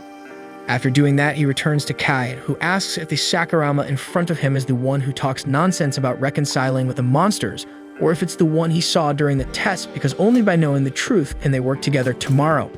Speaking of which, when the bell rang to end the first day of the final test, Tokita and Kai continued grappling on the ground even with the ceasefire warning. The clown was getting the upper hand until L intervened with his sword, because despite how his partner acted, they're still a team.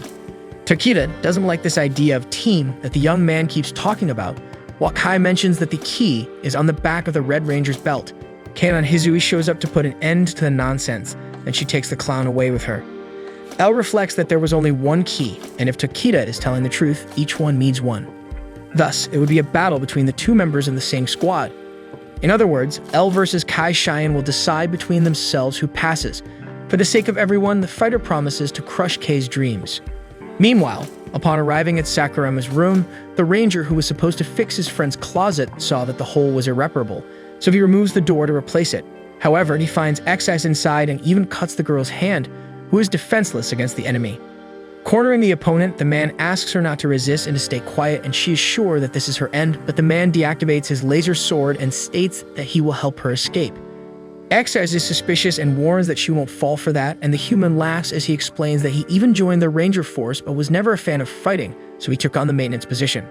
Returning to the fake Sakurama, he tells Kai that 13 years ago, he and his sister were in danger when a monster named Deuce attacked everyone, but the Blue Guardians saved them. That's why Hibiki wanted to join the Rangers. Kai asks more about this so-called monster Deuce, and L feels it's going wrong because he only knew how to tell that story up to that point. So he improvises and says that it all happened suddenly, so he's not sure.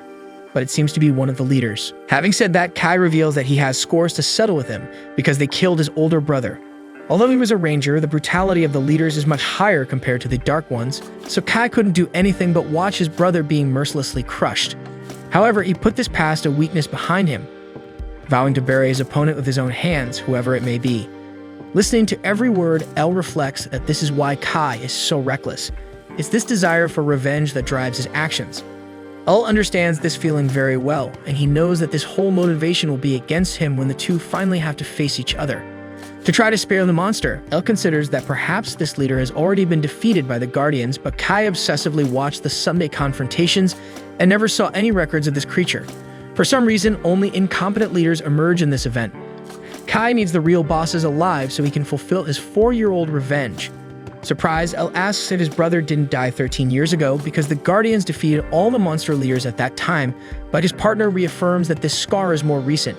And it was this disbelief that the leaders still existed that made no one believe Kai Cheyenne's testimony about the death of his older brother. In short, L found out that there are probably still monster leaders somewhere, and at first he thinks of asking XX if she knows anything about it. Meanwhile, she is being convinced by the Blue Ranger that there is a peaceful way to resolve this matter until an energy shot hits the man's rib and ends his life. At the door of the room, XX notices that it is Lord Peltrola, also known to some as Deuce, responding to a distress signal that the Dark One sent through the pipes. She feels honored to have been rescued by a leader personally. Peltrola regrets that his dear XX was forced to be trapped in this lamentable situation, just like him. He remembers that XX, before dying and ascending to heaven, left a phrase saying that war is tragic, it shouldn't exist in this world, wishing for a peaceful world where we don't have to resort to violent means. Hearing this, the girl trembles with fear and prays for L to undo his impersonation and escape as soon as possible. Speaking of L, he thinks that the expectation of the fight between him and Kai is becoming more exciting, especially now with the weight of the young human's family drama. Just to see his companion's angry face, the Dark One plans to betray him at the last minute he can. So he asks XX if she doesn't find this idea fun, but no one answers. On the second day of the final exam, fake Sakurama is grumbling about his partner's delay while watching Ichikawa and Yamato chatting about something as Ranmaru struggles to climb the stairs. L notices that things are going south for him. Just then, Blue Jr., Komachi Aizo, asks if Sakurama is the one from the Red Squadron that Izui mentioned. The fighter is taken aback, but the girl reassures him, explaining that she already lost her ki, so she can't fight anymore. According to her, the Blue Squadron recruits did a great job as a team and managed to recover the ki. Speaking of which, she emphasizes that Sakurama will need his partner to win this phase, and therefore it will be difficult to face him after forming this kind of bond. However, L has the nerve to confess that after they defeat the monster actor from the Red Squadron, he'll make up an excuse and hide. After all, he's not like the Junior's colleagues who pretend to be allies of justice. Besides, he's the only one fighting there who's putting his life at risk, and everything he does there could decide the fate of his comrades in the fortress. Next, L encounters Cheyenne and Tokita fighting, while Renren, Urabe, Ichikawa, and Angelica join forces to confront the Red Monster actor. Tokita manages to fend off the new opponents, but Kai ends up taking his ki amid the distraction. L asks Kai what he thinks he's doing bringing all these people, and he replies that this exam is a ki battle within the same squadron, so he's going to join these four and abandon Sakurama. L is outraged by his ex-comrade's attitude, and Takita finds it amusing, as humans cannot be defeated by monsters, so only the top 5 rangers are selected to become guardians. Outside the Chosen Ones, Yamato and Angel lament with L about being discarded. The fighter planned to betray the ranger, but can't stand seeing the opposite happen. Faced with all this, Angel suggests that they join forces too to retrieve the keys that have already been taken, and L finds this proposal quite interesting. So he goes to fetch the last ranger who was left behind, but the Blue One is absolutely sure that all effort will be futile, considering that those 5 had the highest scores in training. L tries to uplift the boy, saying he's only lost once, but this phrase triggers something in the ranger, who struggles with memories from his childhood and lashes out at Sakurama. Seeing this, L lets his true identity be revealed to convince the boy that losers can unite to try a different fate, and this time, Ranmaru Koguma joins the group. Soon after, the others warn that the opposing team has already moved on to the 4th battle. The 3rd one was the pink one, and now it's green. Therefore, the last one will be yellow, guarded by Suzukiri. So they skip straight to Yellow Jr., which has 3 opponents, unlike the 5 from the other team of rangers formed in the competition. Sakurama tries to prove that having fewer members doesn't put them at a disadvantage, and since the woman refused to hand over the key, they shoot at her. However, she remains unscathed even with the shots until Ranmaru's surprise attack hits the opponent head-on. Still, the shield around the ranger keeps her intact, so recruits begin to realize that nothing they've done so far has mattered at all. But since there's little time left until the end of the 2nd day, they give it their all for a final push for victory. Suzukiri scoffs at the shots absorbed by her shield, so the rangers drop their weapons and go for hand-to-hand combat against the opponent. Angel is too weakened and doesn't even make it to the melee. Next, the monster actress makes a point of pushing past the others to grab Yamato's face, precisely because he keeps hiding behind the others. For this reason, she calls him a coward in every possible way, stating that he will never be a hero, tossing away whatever self-esteem he had left. L reacts and pulls the woman away from his companion, emphasizing that anyone can be a guardian and even very bad people can be considered heroes, throwing a clear hint. Suddenly, Yamato decides to give his all in the fight, but Suzukiri interrupts the combat and decides to hand over the key to the group because she's eager to see someone like Yamato become a guardian, as she just heard that anyone can be one of them. Finally, she asks what each of their intentions is after becoming official rangers, and L lets slip that it's world domination. While his partners don't understand anything, Suzukiri jokes that she'll root for this ranger. Then she leaves, hoping that the fighter will get the remaining 4. After the victory, L suggests that the group be called the Evil Monster Army, but the others don't seem very keen on being hated by the public. Regardless, the bell is about to ring, so they decide to leave this matter for later. However, Angelica and Urabe show up to take Yamato's key, and L doesn't let it slide, retaliating with his sword. Angelica makes it clear that this is a competition to determine who's on top and who's on bottom, and they certainly don't want to be the latter. Speaking of which, the bell rings, declaring victory for the first group. Meanwhile, Lord Peltrolo walks through the ranger installation wondering how many inhuman experiments have been conducted in this place, and therefore he should save everyone's soul. As they pass through the corridor, the monsters leave a dead Blue Ranger in their wake, while Komachi follows the invaders' footsteps. With the bells ring, the victorious Rangers personally taunt Kurusu, who messed up by holding the key and allowing the rivals to snatch it. Angelica tells the guy he only joined the Ranger force to try to impress women, so he's nothing but a vain coward. Meanwhile, Angel keeps count like a clock. Fake Sakurama makes a point to approach the winners and congratulate them on their victory, admitting his own defeat, but he's just using this speech to steal a key back. As the other members of the first team arrive, Uraid questions the leader, Kai Cheyenne, if it's cheating to grab the key after the bell rings. However, Kai explains that the second day isn't over yet. Uraid mentions the bell ringing, but no one besides him and Angelica heard any sound. So they look at the second team and realize the rivals schemed something. The Forgotten team wastes no time and dashes in the race pursued by the most promising candidates of the exam. Earlier, Elle asked Ranmaru to tweet the signal to go off earlier because the guy knows his way around that equipment. Aware of this, Angel volunteers to be some sort of timekeeper, giving the signal right on time. Sometime later, the plan had been set in motion, and now they need to find a way to delay the pursuers, so Ranmaru and Angel stay behind and send the remaining members ahead with the escape. Despite the effort, Kai isn't stopped by the opponents and manages to keep his run, and the Ranger is fast enough to catch up with the opponents in no time. Knowing this, Yamato Kurusu asks for the key and swears to protect it, so Sakurama entrusts the victory to that man. With that done, the group's priority is to protect the key holder, and in the midst of the confusion, Sakurama and Kai Cheyenne end up grappling and starting a fight. Ishikawa gets a view to hit the opponent carrying the key, and Sakurama even manages to hit his leg in time, but the poorly aimed shot ends up hitting Kurusu's hand, dropping the key. Following the Ranger by his side, Angelica and he jump at the same time to reach the coveted object, until the final bell finally rings, ordering the end of the fights.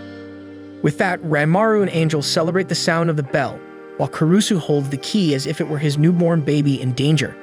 Sakurama decrees that everyone should prepare for tomorrow because all the remaining 4 keys will be theirs. In another corner of the base, Lord Peltrola continues his path among the corridors, threatening another Blue Ranger. The monster was about to hit the human when Azome saves the girl in time and sends her to flee. However, the Ranger doesn't want to leave her comrade alone in this fight, so Peltrola smashes her head without hesitation. Incredulous, Azome questions what a leader like him is doing there. Without answering, Peltrola returns with another question, wanting to know if the rookie is the big evil causing conflict in this place. Azome says maybe she is, so the entity humiliates the girl, saying her position doesn't match her stature and that she's not as young as she seems. Seeing the texture of her skin, the god presumes she's struggling with the pressure of responsibility, and to maintain her current appearance before it deteriorates, he demands the Ranger to kneel. She's not willing to surrender, affirming she'll still be beautiful even when she's old. With that said, she manifests Yumabozu, her divine artifact. Without lifting a finger, Peltrola finds this reaction quite foolish, while the huge explosion engulfs the entire corridor. Back to the exam winners of this night, Sakurama and the others thank Ranmaru for managing to readjust the device, and since the Blue Ranger is so skilled, Kurusu asks why he doesn't join the Yellow Squadron, while Kurusu himself swaps colors with his companion. Angel says she'd be pretty happy in the Green Squadron, while Sakurama acknowledges they would fit well as Dragon Guardians. Speaking of them, Angel asks where Shippu is, the muscle head of the Pink Squadron, since today is the second day and he still hasn't shown up. So she and Kurusu decide to go after the last member of the team, leaving the rest behind. Now that they're alone, Ranmaru asks if Sakurama is really Sakurama, wanting to know why a fighter is there. Elle threatens the companion with death, but Ranmaru doesn't believe the fake Sakurama is truly capable of killing him. With that said, he asks Elle to finish what he needs to do and then rejoin the group. Shortly after, the team finally finds Shippo, who's in a corpse-like shape and deliriously philosophizing, saying his strength is that of an ant. And no matter how many ants gather, they're not altogether capable of facing a dragon. Despite the strange downfall of their companion, Ranmaru emphasizes that he assembled a very resilient team. For example, Angel Yusukubo overcame the pain of a serious injury and fought against a feared rookie. Besides her, Yamato Kurusu is incomparable when it comes to escaping, being primarily responsible for recovering a key for the team. Finally, none of this would be possible without Sakurama's help, and that's why the Blue Ranger promises to protect him, no matter who he is. And it's for these reasons that they want Shippu to complete the team, because together they can ensure this victory and pass the exam. Feeling less defeated, Tsukasa Shippu even prepares his bench press to get back in top form, but still, he doesn't believe he'll be able to reach the imposing shape of the pink rookie, Mazuro of Nadeshiko. However, his partners warn him that he won't have to face the rookie, because the key is with the elite team. These words fit like a glove in the ears of the Pink Ranger, who regains his original muscularity and promises that there are no opponents for him from now on. Meanwhile, Sakurama watches Ishikawa consoling Angelica for losing the key, giving a sly hug to the woman who blames herself so much for the defeat. Curious, Ranmaru questions Kurusu if his talk about joining the Yellow Squad was serious. When his friend confirms it, he remembers his childhood alongside Urabe and says he'll talk to the instructor. On the way, he encounters L and thanks him for helping him discover his talent. Inside, the fighter finds it amusing, as he's just using those guys until he sees Kurusu walking alone down another corridor. In that moment, Ranmaru reflects that Urabe is like a hero to him, but now he has decided to be his own hero. Mid-thought, he sees Izome in danger against two monsters, so he flees in fear. The freshman tries to escape by calling the elevator, but Peltrola hits her once again, following his desire to save his lost sheep one by one, starting with her. Suddenly, Ranmaru arrives with a flying kick and positions himself in front of his companion as the elevator arrives. Izome tells Ranmaru to leave, but the boy throws her into the elevator, which closes. Alone against the two threats, Ranmaru Koguma recalls that he joined the Ranger Force precisely to defend the weaker ones, and with that in mind, he attacks Peltrola. The monster retaliates, but not before receiving a sword blow from the enemy, surprised to have been injured by someone so inferior to a Dragon Guardian. The god plans to isolate himself in a corner until he recovers from the damage, leaving the cleanup to his subordinate X-Dax, who observes Ranmaru extremely weakened on the ground. Meanwhile, El overhears a conversation between an ally and an enemy, where Ishikawa invites Kurusu to join his team in place of Angelica Yukino. Kurusu is very excited to join the elite group, but he reminds the rival that this key he was about to hand over belongs not only to him, but also to his comrades who helped him get it. Ishikawa argues that this would be the guy's chance to join the official Ranger Force, and he agrees once he will win the competition and be promoted. That said, Sakurama reveals himself, congratulating his comrades' loyalty and praising the opponent's attempt. Soon Kurusu leaves, while L reflects that he needed dumb people on his team like that guy. Sometime later, the other freshmen investigate the blood spread throughout the base, imagining it to be Izome's. So they set an emergency signal to HQ, that is, if the transmission is working, since the visitor doesn't want to allow contact with the leadership. Faced with the facts, Suzukiri considers postponing the test for now, but Canon Hizui reminds them that the newcomers can't know about any of this, as it's a confidential matter. That said, Tokita announces the opening of the hunting season for the god. Back in the reject group, Shippo assures them they don't need to be afraid anymore because he's here to solve the problem with his strength of 100 men. Doing the math, he informs that they are 105 against 5, meaning a considerable numerical advantage. Angel points out that they are now 104, but the last member returns from the ashes after facing Peltrola. Then the two teams meet again, and Ishikawa reminds them they have 4 keys, while the opponents have only 1. So whoever gathers the 5 first wins.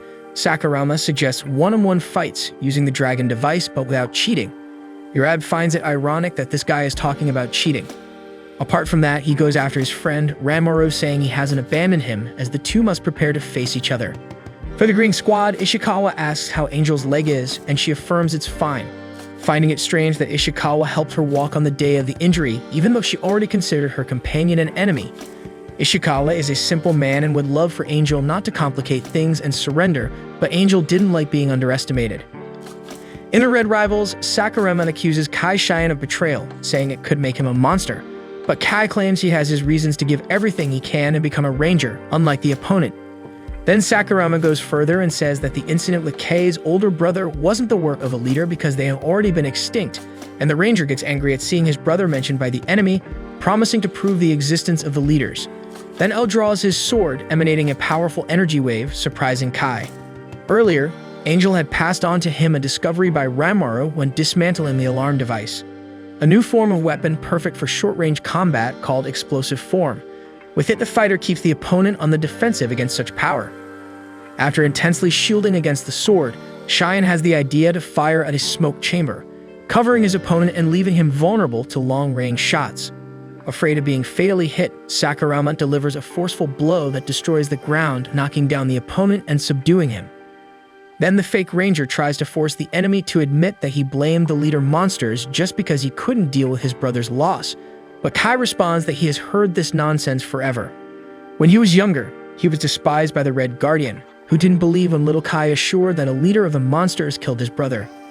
In response, the ranger says that the boy's brother was never fit to be a ranger, so much so that he actually died to a weak fighter. For that reason, Kai Cheyenne not only promises revenge against the leaders but also against the ranger force itself. Upon hearing this, El sees himself in that man at the same moment but still knocks him down again.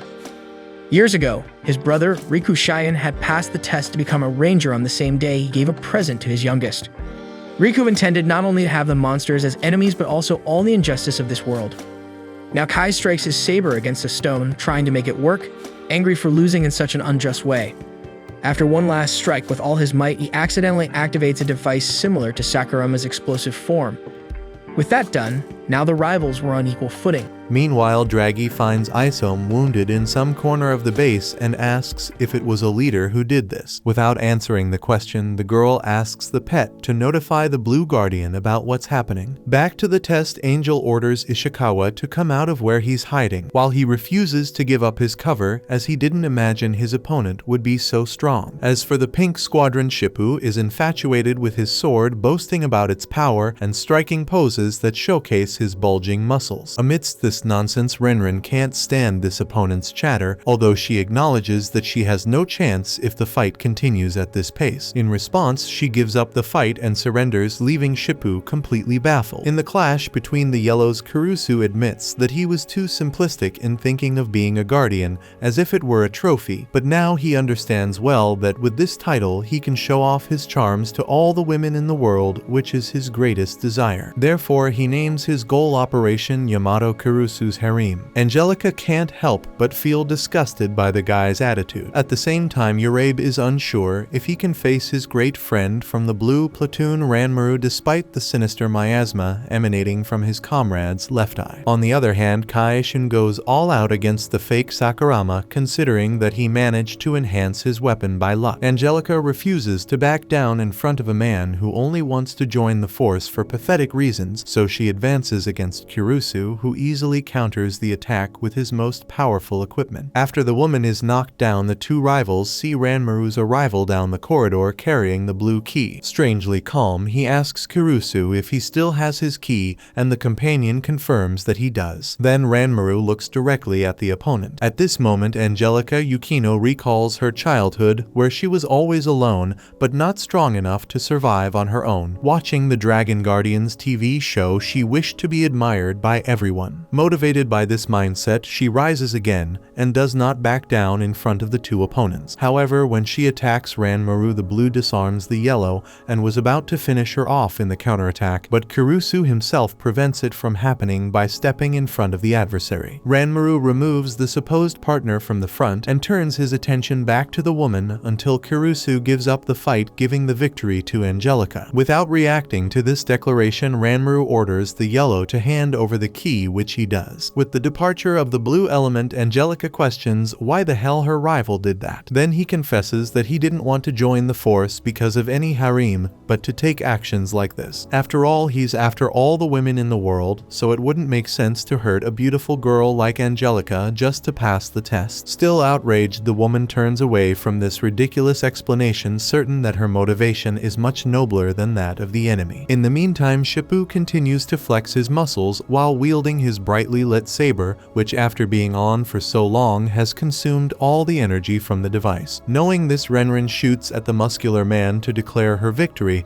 but the projectile only tickles him. She starts shooting mercilessly at the man's chest, but nothing happens. When the smoke from the shots clears, Shippu observes that all we can trust in this life are our muscles. With that in mind, he prepares a sinister punch towards Renren, who this time surrenders for real at the last moment. To prove it, she hands the key to the buff opponent, who takes a deep breath to let out a celebratory laugh that everyone in the training can hear. But just as Shippu's sword exhausted its energy, the same happens with Angel's device. Without wasting time, Ishikawa tries to hit the girl, so she hurries to take cover. In fact, her weapon still has some energy left, but she needs to use the explosive form at the right moment to not waste it. Then she gets into a car to be safer while she thinks of a plan, but it's exactly there where her enemy was hiding. Angel comments that she didn't imagine finding Ishikawa there, and he finds it amusing that his opponent didn't imagine he would take the front line in this duel. After all, he spent a good amount of time fighting in this dark underground in this tough life, where the rangers of his generation retired one by one. They all went back to their families and live in this facade of peace, ignoring the flying fortress above their roofs. Ishikawa is different from them because he knows that his mission in this world is to fight evil and protect world peace, sacrificing himself to do the dirty work that others abandoned to live their safe little lives. However, even with a gun pointed at her head, Angel responds that Ishikawa is no different from the others. According to her, everyone is fighting, unlike the ranger himself, who only pretends to fight. Ishikawa feels his ego wounded and starts to threaten the rival more intensely, but she doesn't back down, stating that if the man had all the determination he claims to have, he would already be dead. Then she activates the explosive form, detonating the car and throwing Ishikawa out. As for Angel Yuzukubo herself, she almost lost the ability to move for some unknown reason. Despite everything, she completed her mission, which was to buy time. Suddenly, while Ishikawa celebrates having the green key, Shippu appears behind the opponent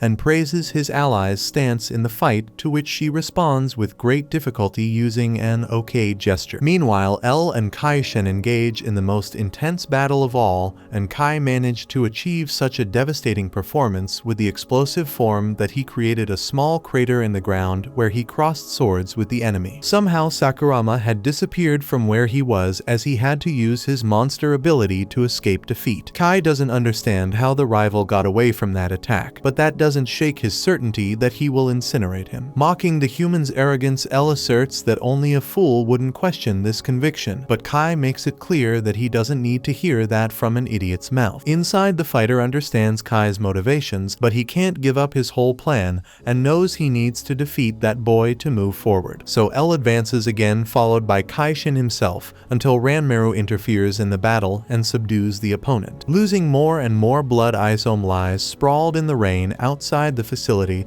while an old memory of her being announced as a freshman echoes in the ears of the Blue Guardian. The Guardian oozes arrogance, asserting that the squad of his color has indeed died, since a girl like her is his most qualified subordinate. Humbly, Isom argues that her master shouldn't behave like this, as a Dragon Guardian can never be feared by the general public. Obviously, the man yelled at the freshman, which happened every time she needed to communicate anything to her superior. Wherever the Guardian was, the Ranger would be behind him to advise on the correct course of action. One day, he was dealing with a situation with much more violence than necessary as usual, and Isom was doing her job of calming down the boss. However, she saw a dead kitten amidst the chaos and pointed her finger in the Guardian's face, forbidding him from speaking to people from now on. Now, on the brink of death, the freshman asserts that she did everything to prevent her guardian from being misunderstood. Speaking of him, the supreme leader of the Blue Squadron appears, and Isom acknowledges that he is indeed a hero. Around them, other platoon colleagues worry about their friend, as she warns that the other members of the Blue Squadron are underground, and hands him a cartridge asking the man to save them all. Soon, the Guardian manifests his divine artifact, the Blue Dragon Leviathan,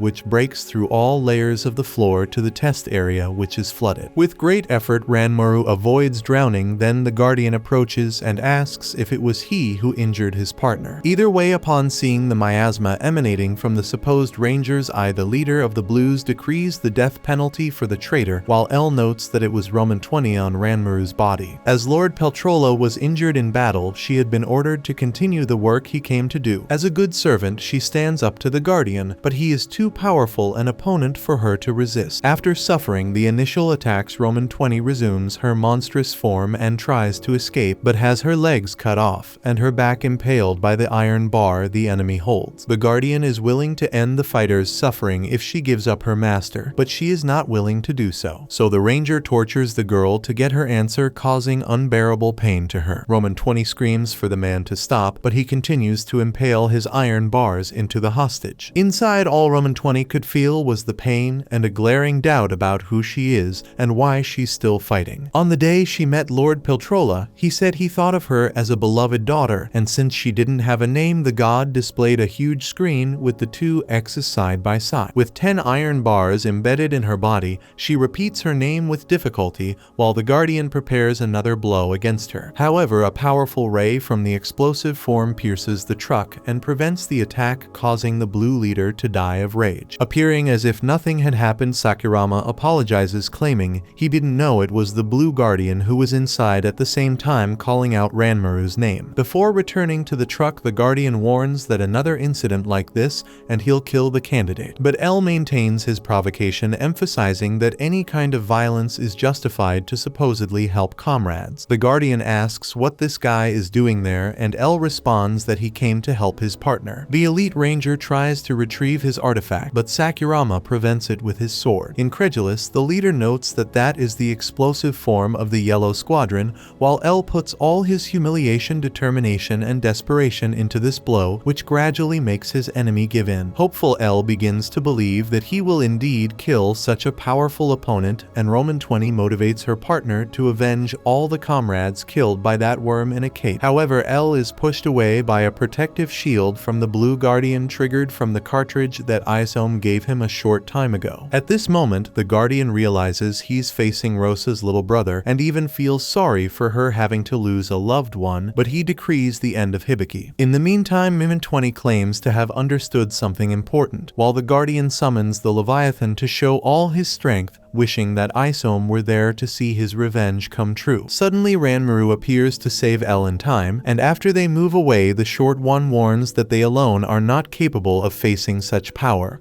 A seahorse wrapped in a bubble reaches the two companions and causes a water explosion, preventing XX's regeneration by severely injuring her. With several other explosives like this last one, the Guardian attacks Sakurama again, who flees as best he can, imagining that all this power comes from the divine artifact, and therefore hit Roman 20 head-on. Imposing one explosion after another, the elite ranger forces L to slow down, but his partner steps on the accelerator with all her strength and hatred as she takes a car, detonating the vehicle and throwing the fighter away upon impact with the ranger's body. Seeing his partner on the ground and powerless, Sakurama asks her to rest while he deals with the opponent, but she acknowledges defeat, stating that it is impossible to defeat that guy. After a failed attempt at resistance, L and Roman 20 are captured and fall under the control of the Blue Guardian, who continues to torture the fighter, demanding to know the whereabouts of her leader. D steps in, arguing that Roman 20 is a prisoner who doesn't intend to resist and should be treated with respect. The Guardian laughs at this, retorting that this mere servant isn't a real enemy, only the leaders are. The fighters are weak beings who don't deserve attention. Defiantly, the false Sakurama states that even the movements of those deemed unworthy can cost the lives of the strongest. Before the situation could worsen, Roman 20 promises that her leader is just ahead, and indeed they reach the door she was guarding. Without ceremony, the Blue Ranger destroys the door with his divine artifact, opening the passage to a hall where a gigantic tree reveals the face of Lord Peltrola. The Guardian remarks that his enemy has grown much since they last met. D, startled, sees the proof before his eyes that the leaders indeed still exist. Roman 20 begs her master for forgiveness for revealing his location due to her own incompetence. Nevertheless, she pleads for the god to fulfill the monster's wish to eliminate the Dragon Guardians. With that, the ranger raises his artifact and points it at the tree, which asks the man to lower his weapon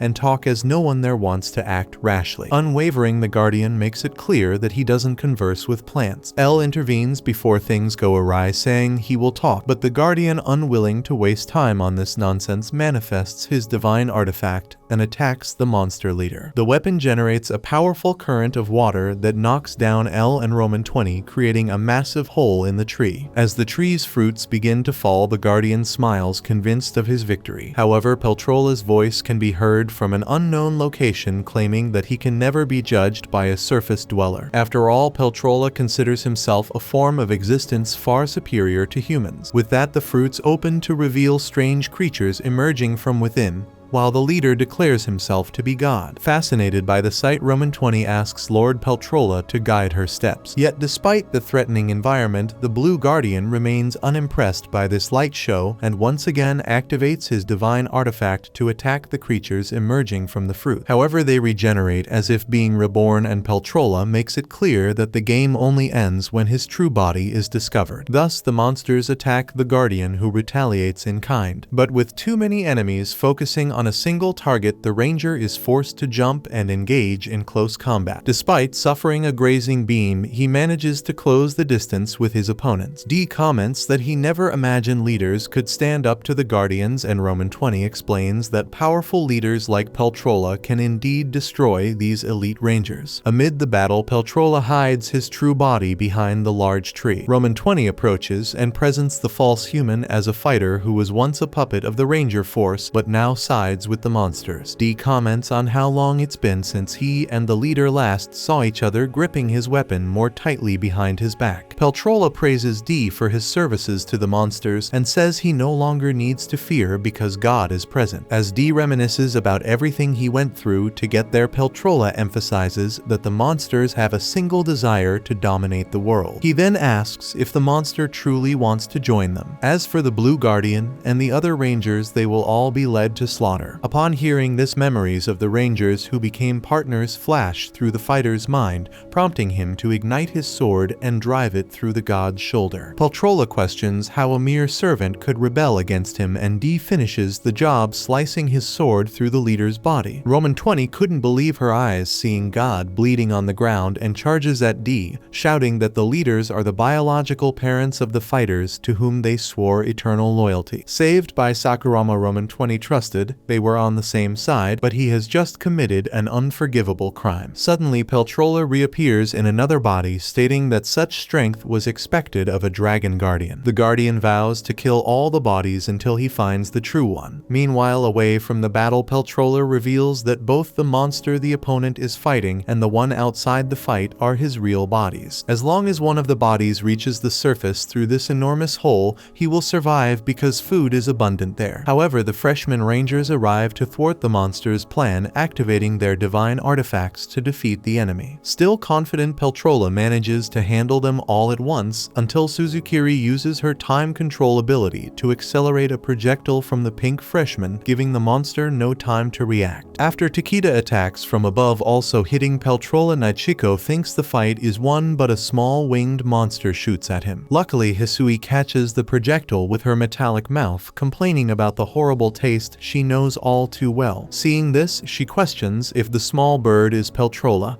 and the god finds it curious that someone who isn't a guardian knows who he is. He then resumes attacking the Rangers, who dodge the shots as best they can. Takeda fires his cannon at the enemy again, hitting him once more until Suzukiri pauses time, taking advantage of the smoke to stand beside Peltrola and ask if he's being mistreated. Then she asserts that as a leader, he must eliminate the top hierarchy members. Meanwhile, the Blue Guardian was taking down bodies one by one, causing D and Roman 20 to fear being left alone against this formidable opponent. Witnessing the massacre of the clones, Peltrola knew he needed a new strategy, so he asked Roman 20 to protect his body while he cast a skill that required some time to activate. Consequently, the Guardian attacked Peltrola, but Roman 20 stepped in front of him. To prevent her death, D pushed the fighter aside, but both of them suffered serious injuries from the enemy's attack. As Peltrola praised how well Roman 20 had served him, D was outraged by the way he treated her as nothing more than a disposable object. Nevertheless, D couldn't endure the pain any longer and closed his eyes on the battlefield. Suddenly, a vision of the future was projected, showing D being welcomed as the monster lord by all his subordinates, with Roman 20 by his side. The monsters had already conquered the world, and two men asked to touch his coat, but made a faux pas by calling him Roman 20. The humans begged for forgiveness and were pardoned by the kind-hearted lord. During lunch, Roman 20 didn't enjoy the best food the surface waitress had to offer, but D gave an autograph to the chef, who mentioned that his daughter was the #1 fan of the Monster Lord. The world they now lived in was the best it could be, with dolls bearing his face in every shop. Some known rangers were invited to the meal because D considered them special despite being surface dwellers. He wanted the guests to remember this moment forever, eating to their heart's content, as he had 10 billion saved and didn't need to worry about any expenses. Moreover, the band note to be issued next year would feature the fighter's face, and his house was 100 times bigger than the Tokyo Dome. On top of that, he was voted the sexiest monster by women, crushing Kirusu's ego. During the banquet, Nachiko understood why D had so much prestige, since he had eliminated the Ranger Force. Angel loved that this had happened, emphasizing that everyone knew the Guardians were terrible beings,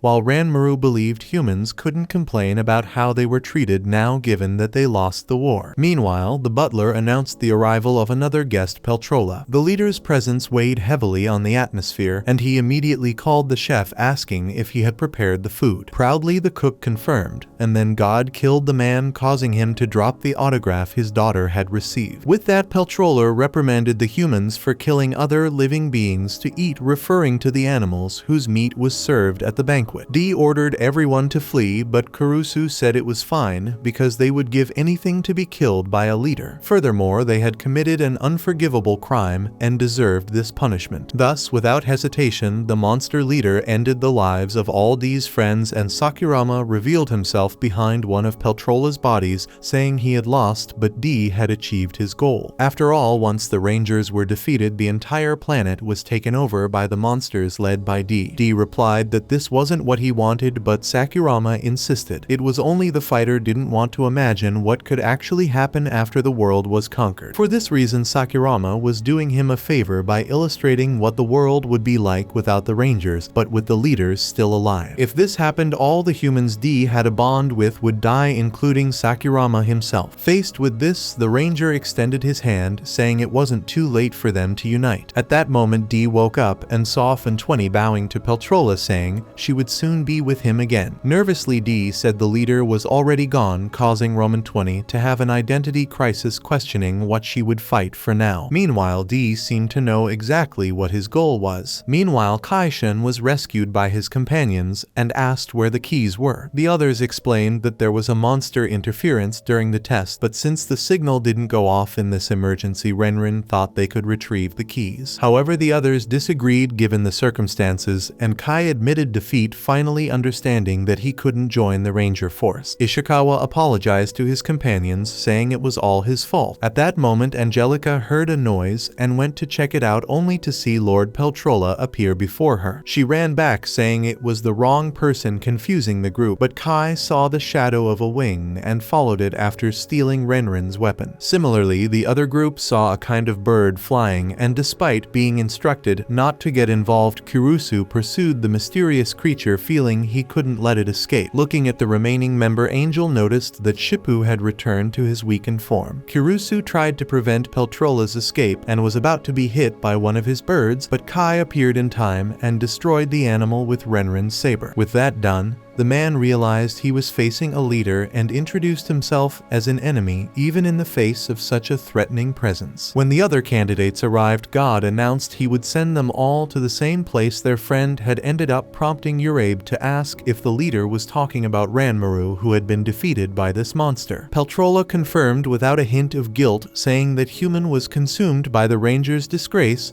and had no way of turning back. Faced with this, the Rangers united in their fallen comrade's memory to fight God. Meanwhile, D decided not to side with anyone but himself, but Peltrola was his enemy this time. Therefore, he positioned himself against the monster leader, reflecting that he wouldn't be satisfied until everything went his way. However, despite the unity, it doesn't mean that Lord Peltrola will be easily defeated. Calm and composed, the monster assures that he won't be injured, while Sakurama intends to make the enemy suffer with the blade created by the recruit he killed. With the overwhelming impact, Kirusu sees the the opponent being brutally thrown and believes that not even a leader could come out unscathed from this attack. However, Lord Peltrola shows he is not just any creature and appears as good as new despite the powerful blow. Due to the power of that saber, the monster becomes curious about the device and desires to have it for himself, so Sakurama tosses the gadget to Ishikawa, making him the target. After nearly being killed by a shot, the ranger confronts Sakurama, who suggests passing the device from hand to hand because the laser takes time to recharge. Thus, the saber becomes a hot potato in the midst of the battle until Renren decides to take the risk and advance against the leader. With Angelica's help, the girl leaps over Peltrola and receives the device mid-jump. Consequently, the leader focuses all his attention on the attacker, but Angelica uses this as a distraction to catch the opponent off guard and strike him. However, using his small bird, the leader fires a laser that destroys the device and then shoots at the girl. To save Angelica, Ishikawa pushes her out of the way and takes the monster's shot, creating a massive hole in his torso. Moreover, one of Peltrola's clones subdues the rescued woman, making her a hostage. Meanwhile, the rookies are destroying the leader's copies left behind until Takeda takes a shot and loses his right hand. To resolve the situation, Nachiko performs the deer dance before restoring the lost limb of her comrade with her divine artifact. Hisui asks for Suzukiri's help to advance in time and face the target directly. Once done, one of the clones takes a strong bite, enraging Peltrola. With several clones gathering to attack together, Peltrola sees Takeda raising his cannon at him once again, but when the shot is fired and the flaming dragon heads surge through the room, Suzukiri pauses time and freezes the projectile in mid-air. Peltrola doesn't understand why the woman would sabotage an allied attack, but soon realizes that the intertwining dragons around his body were a way to trap him. Taking advantage of the enemy's vulnerability, Nachiko unleashes her most powerful strike, destroying everything around her. In the meantime, Suzukiri reflects that she cannot openly help the monster, but can facilitate his escape somehow. By incorporating his mini bird, Peltrola understands that the girl helping him must really hate the ranger force. Suddenly, the pink guardian appears, awaiting the enemy to summon her divine artifact, the pink dragon Naga. With a surreal kick, she sends the bird into space where it perishes. Thus, the guardian finally avenges the man who killed her parents and crippled her. Afterward, a subordinate informs her superior that other enemies are being fought underground and allies are at serious risk, but Sesura is only concerned with whether the internet will connect or not because she needs to know if her brother Hibiki is alright. Meanwhile, D surprises everyone by surrendering. His companions question this decision, but he reminds them that the priority at the moment should be Angelica. Curiously, the fighter never imagined he would one day care about a human. Nonetheless, Renren warns that dropping their weapons now is a big mistake, so she leaves to avoid being involved in the situation. Without time to mourn, D calls on Urabe and Kai to hand over their weapons, but the Blue Ranger revolts. On the other hand, Kai understands his comrade's motivation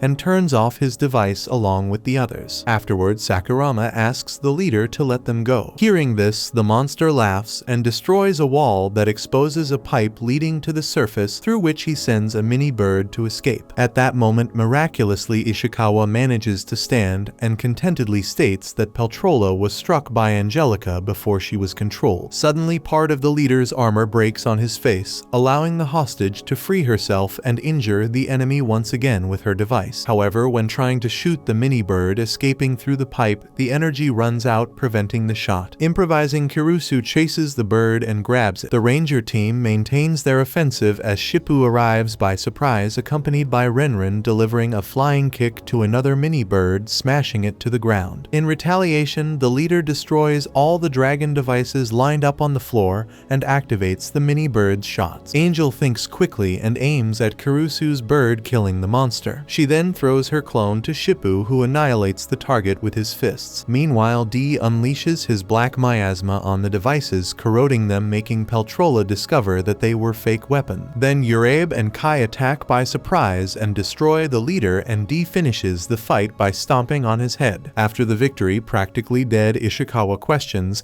if he finally managed to act like a hero in the end, but loses his life before receiving receiving an answer. Apart from the collective mourning, D was only thinking about one thing. Now that Peltrola is dead, his next targets are the Dragon Guardians. Far away, Shogo Aoshima was passing the time with his phone, waiting for the signal to meet up with a money transport vehicle. As soon as his colleague signals that the time has come, the other accomplices hurry the driver. Starting the heist, they knock out one by one to take the money. Excited about the successful robbery, one of the henchmen comments that Mr. Kamiya really gives the best tips, but Aoshima doesn't believe that old man deserves all the credit. At that very moment, the Red Guardian bursts into the room with his usual savior of the nation stance, delivering a speech against those who practice evil in this world. However, the gang couldn't care less about the man because, according to them, if he were the real Guardian, he would never be concerned with just any group of thieves. Yet the Ranger insists that he is the real deal, then throws all the henchmen around by spinning his cape in the air. Seeing his livelihood at risk, Aoshima charges at the superhero, showcasing impressive hand-to-hand combat skills. Admitting this, the Guardian comments that the boy would be a great addition to the Ranger force, but the young man isn't interested in fixing the world. On the contrary, when chaos reigns, everything is better for the kind of man he is. In the middle of this chatter, Draghi suddenly appears and gives some warning to the boss. Frustrated, the Ranger grumbles and gives one last kick to the thug before grabbing the money and telling the criminals to behave if they don't want to feel the wrath of justice. Despite the humiliation as they see the Guardian leave, one of the cronies bursts into laughter, prompting the others to question why. He then kicks the truck door open, revealing that a suitcase of money was left behind. With this cash in hand, the gang celebrates the successful heist with Mr. Kamiya, who always helps the group commit the perfect crime. This time, he assures them that he will prove that they were all somewhere else instead of at the robbery scene yesterday. On the other hand, far from all those broad and carefree smiles, Shogo Aoshima harbored a deep hatred for the Red Guardian and his fake heroics. Meanwhile, a woman named Wakaba sits with the boy, and he asks if she hadn't quit to work during the day. Wakaba explains that she did leave, but the company she was going to work for went bankrupt due to all those monster troubles. Because of that, she ended up returning to her old job. Hearing this, without giving any explanations, Aoshima gets up and leaves with his money intact. The next day, he places the amount on the desk of none other than Rikudo Aoshima, the Blue Guardian. Rikudo asks if he should question where so much money came from, but the young man believes the Guardian would fetch his Ranger uniform if he knew. Jokingly, Rikudo assures him he doesn't need any costume to take Shogo down. Nonetheless, he is not there as the Blue Guardian,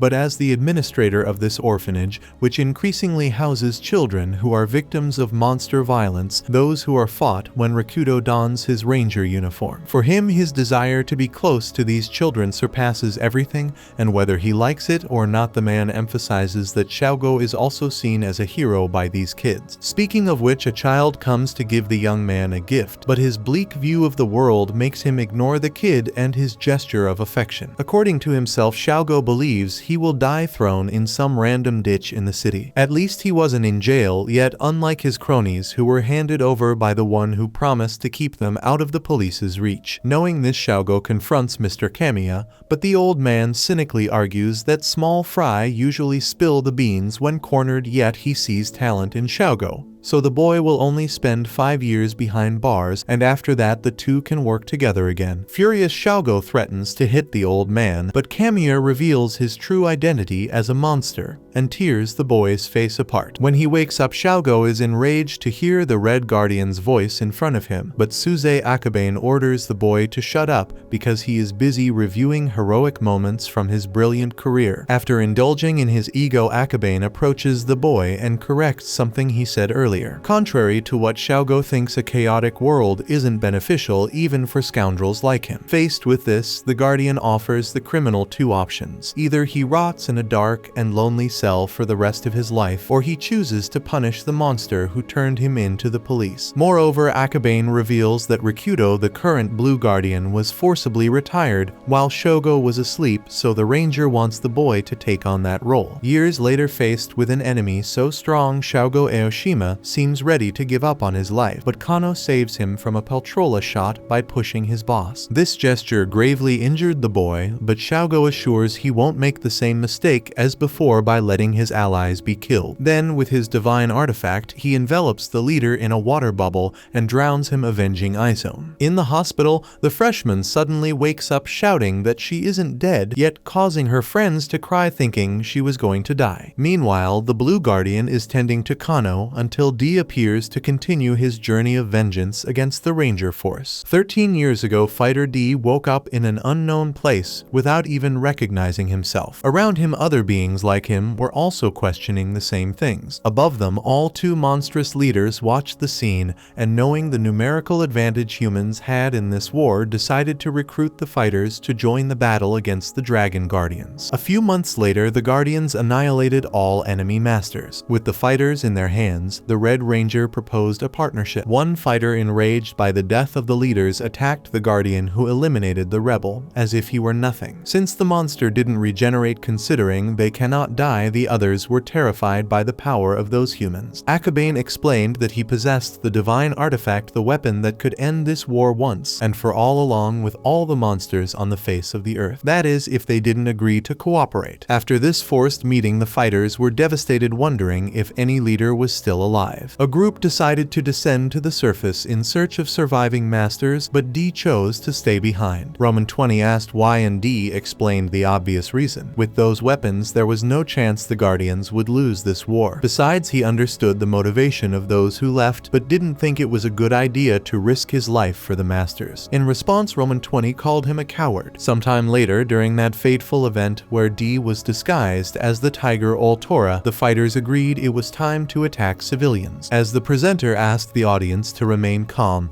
because the Guardians would protect everyone, D questioned who he really was with that ridiculous monster leader disguise. Back to the present day, D thanked for at least having met Sakurama and followed his plan, as it was what brought him to this moment. D then dropped his disguise and revealed his identity to face the Blue Guardian with the pride of being a monster. Recognizing the fighter, he let escape back. Then Rikudo Aoshima promised he wouldn't fail this time. Despite his confidence, the damage suffered in the fight against the leader left the Ranger extremely weakened, and D warned that he wasn't the type to go easy on an injured enemy. Anyway, the Ranger never intended to flee from this fight, believing D would be more dangerous than the leaders if he got out alive. Without holding back, Rikudo attacked again with his divine artifact, while D advanced with his modified saber in explosive form. Though it had been crucial in the key trials, this form was no match for an artifact. After all, the Elite Ranger's primary weapon could control deities like the Dragon God, and with such power in his hands, Rikudo believed he was invincible. Attacking in every possible way, the Ranger drove his opponent to flee, who tried to escape as best he could. Dodging each obstacle, D grumbled about being a mere fighter facing the most powerful beings on the planet. Right or not, the monster had no choice now, finding himself in the middle of a battle against a Blue Guardian who, according to his own words, had more tricks up his sleeve than the humble fighter's brain could imagine. However, speaking of brains, it was precisely the monster's reasoning ability that got him this far. In another of his instinctive magical escapes, D activated the explosive form inside the water spout, where he was trapped, generating an explosion followed by an intense flash that blinded Rikudo. When he realized it, the Guardian saw D, as if he were Kano, a strategy to make the leader hesitate to attack. Despite the plan getting D close to his opponent, a barrier produced by the Dragon God prevented Rikudo from being hit, making D wonder how far this deity's capabilities went. However, the Ranger explained that the shield was not the dragon's doing but a woman's. Then he managed to explode another water projectile on the enemy, who was thrown into the air, while more projectiles accumulated and fell from the sky like a meteor shower of water. To make matters worse for D, his device lost its charge, and as the fighter didn't escape in time, the entire shower hit him head-on. However, when the smoke cleared, it was Kano's body lying on the ground. Furious, Rikudo ordered the monster to step away from the boy and scorned this deceitful ability. D admitted he didn't have a wide range of attacks, but it was this kind of trickery that got him this far. Finally, the first-class Ranger reaffirmed that he would kill the fighter right there and advanced against the enemy. As he did the same, D reflected that he felt surprisingly light despite taking such a strong hit. Regarding the fight, he considered himself the evil planning to conquer the world against a hero of justice, and liked to think of the battle that way. So at the moment when the two adversaries were about to collide, a laser shot pierced Rikudo's neck, leaving his guard down and allowing the fighter's blade to easily enter the rival's belly. Not understanding what had happened, D was stunned and held the blue guardian in his arms, preventing him from falling. Right behind him, Peltrola praised the fighter for his performance. Alongside Roman 20, he celebrated the teamwork of the three to defeat Rikudo Aoshima. In disbelief, D asked the blue if this was really his end, and the man replied that this must be his punishment for having left everything that mattered in his life aside when he had access to all the power that brought him to the top of the hierarchy. Curiously, the fighter seemed to want the human not to die from the severe wounds he suffered, but Rikudo stated he was just another guy losing the fight against evil. With that said, the ranger's armor disintegrated and he fell lifeless to the ground. Angry D orders him to get up and fight again, but nothing happens. Furious D turns his wrath towards the two monsters that intervened until Roman 20 slowly devours Lord Peltrola, who begs D to reconsider, explaining that it was the leaders who created the monsters and opposing them in this way is a bad idea. As Roman 20 swallows her master, she emphasizes that fighters are loyal servants to the leader monsters, and with a look of regret the woman explains to D that this is the only way of life she knows. With that said, she turns her back and walks away. D yells for her to wait, but the monster pays no heed. Hours later, the Red Guardian travels in his helicopter alongside his new squad rookie Daryu Azuki. Azuki, outraged by the Blue Guardian's death comments on the treachery Peltrola must have committed to bring about the man's end. Akabane orders the boy to shut up, knowing it's easy to assume what he feels losing a valuable ally. In his own way, Akabane mourns his colleague's departure, not for the friendship they shared, but because the perfect victory pose balance was only possible due to Rikudo's height. Back in the thick of it, Hisui commands all rangers to search every corner of the facility until they find who did this to the blue. In the face of the green rookie's rage, Nechiko considers the weight of this death for the ranger world and society at large,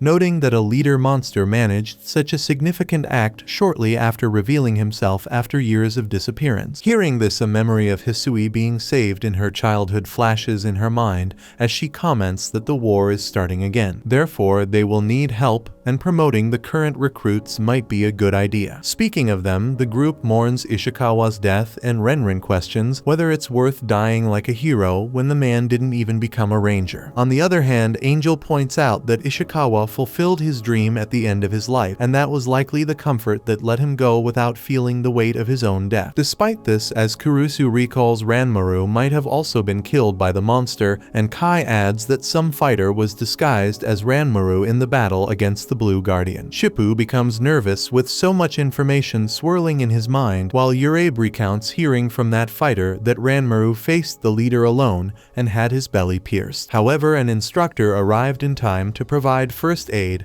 and stop the boy's bleeding, putting him alive in the medical department. Knowing this, everyone goes to visit the injured companion. Kurusu gets emotional seeing him alive, while the fake Sakurama reflects on something that doesn't quite fit in this story. Urabe promises to avenge his friend. The fact that all candidates were together at that moment ignited a flame of unity among those who were recently fighting ruthlessly to determine the winners of the Ranger Force entrance test. Given the facts, everyone feels that a new story begins from there, and to honor Ishikawa and Ranmaru, the battle must continue. The next day, the news of the Blue Guardian's death spreads throughout Japan, and Hisui is tasked with explaining the incident and the Rangers' measures to resolve the issue to the press. Beside Takedo watching a live report, Suzukiri considers Isom more talented for this role, but it would be too cruel to bring the blue rookie to appear in public after the trauma she suffered. On the news, as expected, the reporter expresses concern about the people's safety after an elite ranger was defeated, but Hisui assures that the entire population will be protected. Hearing this, Suzukiri finds it amusing how the Ranger Force is making such an effort to hide the real extent of this problem, and as if it were a game to her, the yellow rookie wonders wonders how far they can sweep the facts under the rug. In an isolated place, a Red Ranger informs someone over the phone that the Rangers are on the brink of chaos after the Blue Guardian's death, and that Piltrola has obtained the divine artifact, making it the perfect moment to act. Arriving at that moment, Akabane questions what action the boy mentioned. Placing a hand on the Ranger's shoulder, the Guardian says that the Ranger Force is a place of open communication between partners, so the boy doesn't need to hide the truth. Desperate, the Ranger tries to flee unsuccessfully, then decides to attack his leader, declaring that he is wrong and his organization is right. The result of this offensive could be seen in the nearest trash can. After solving this problem, Akabane apologizes for being late to the meeting. Without wasting time, he mentions what everyone already knows by now. There is a traitor within the Ranger Force. Accompanying Suzukiri for tea, Takeda finds her calm demeanor regarding a leader's death strange, questioning if she is an enemy of the Rangers after all. Cynically, the woman finds it sad to see a companion suspecting her this way, causing Takeda to lose patience and place the red artifact cartridge on the table, demanding the girl stop playing dumb. After all, a monster would have stolen this cartridge, and Suzukiri having it proves everything. Calmly, Suzukiri argues that Takeda became an accomplice the moment he chose to remain silent and use the cartridge, and the Red Ranger responds that it is too late for her to ask him to return the device. As Takeda leaves, the yellow rookie agrees, but only for now, as she also has a new toy. Meanwhile, D emerges from his hiding place and resumes being Sakurama. Counting 4 Guardians remaining, he vows to eliminate each one. Far away, listening to news reports about the anxious population due to Rikudo's death, a man with a disturbing face plans to take action amid the chaos.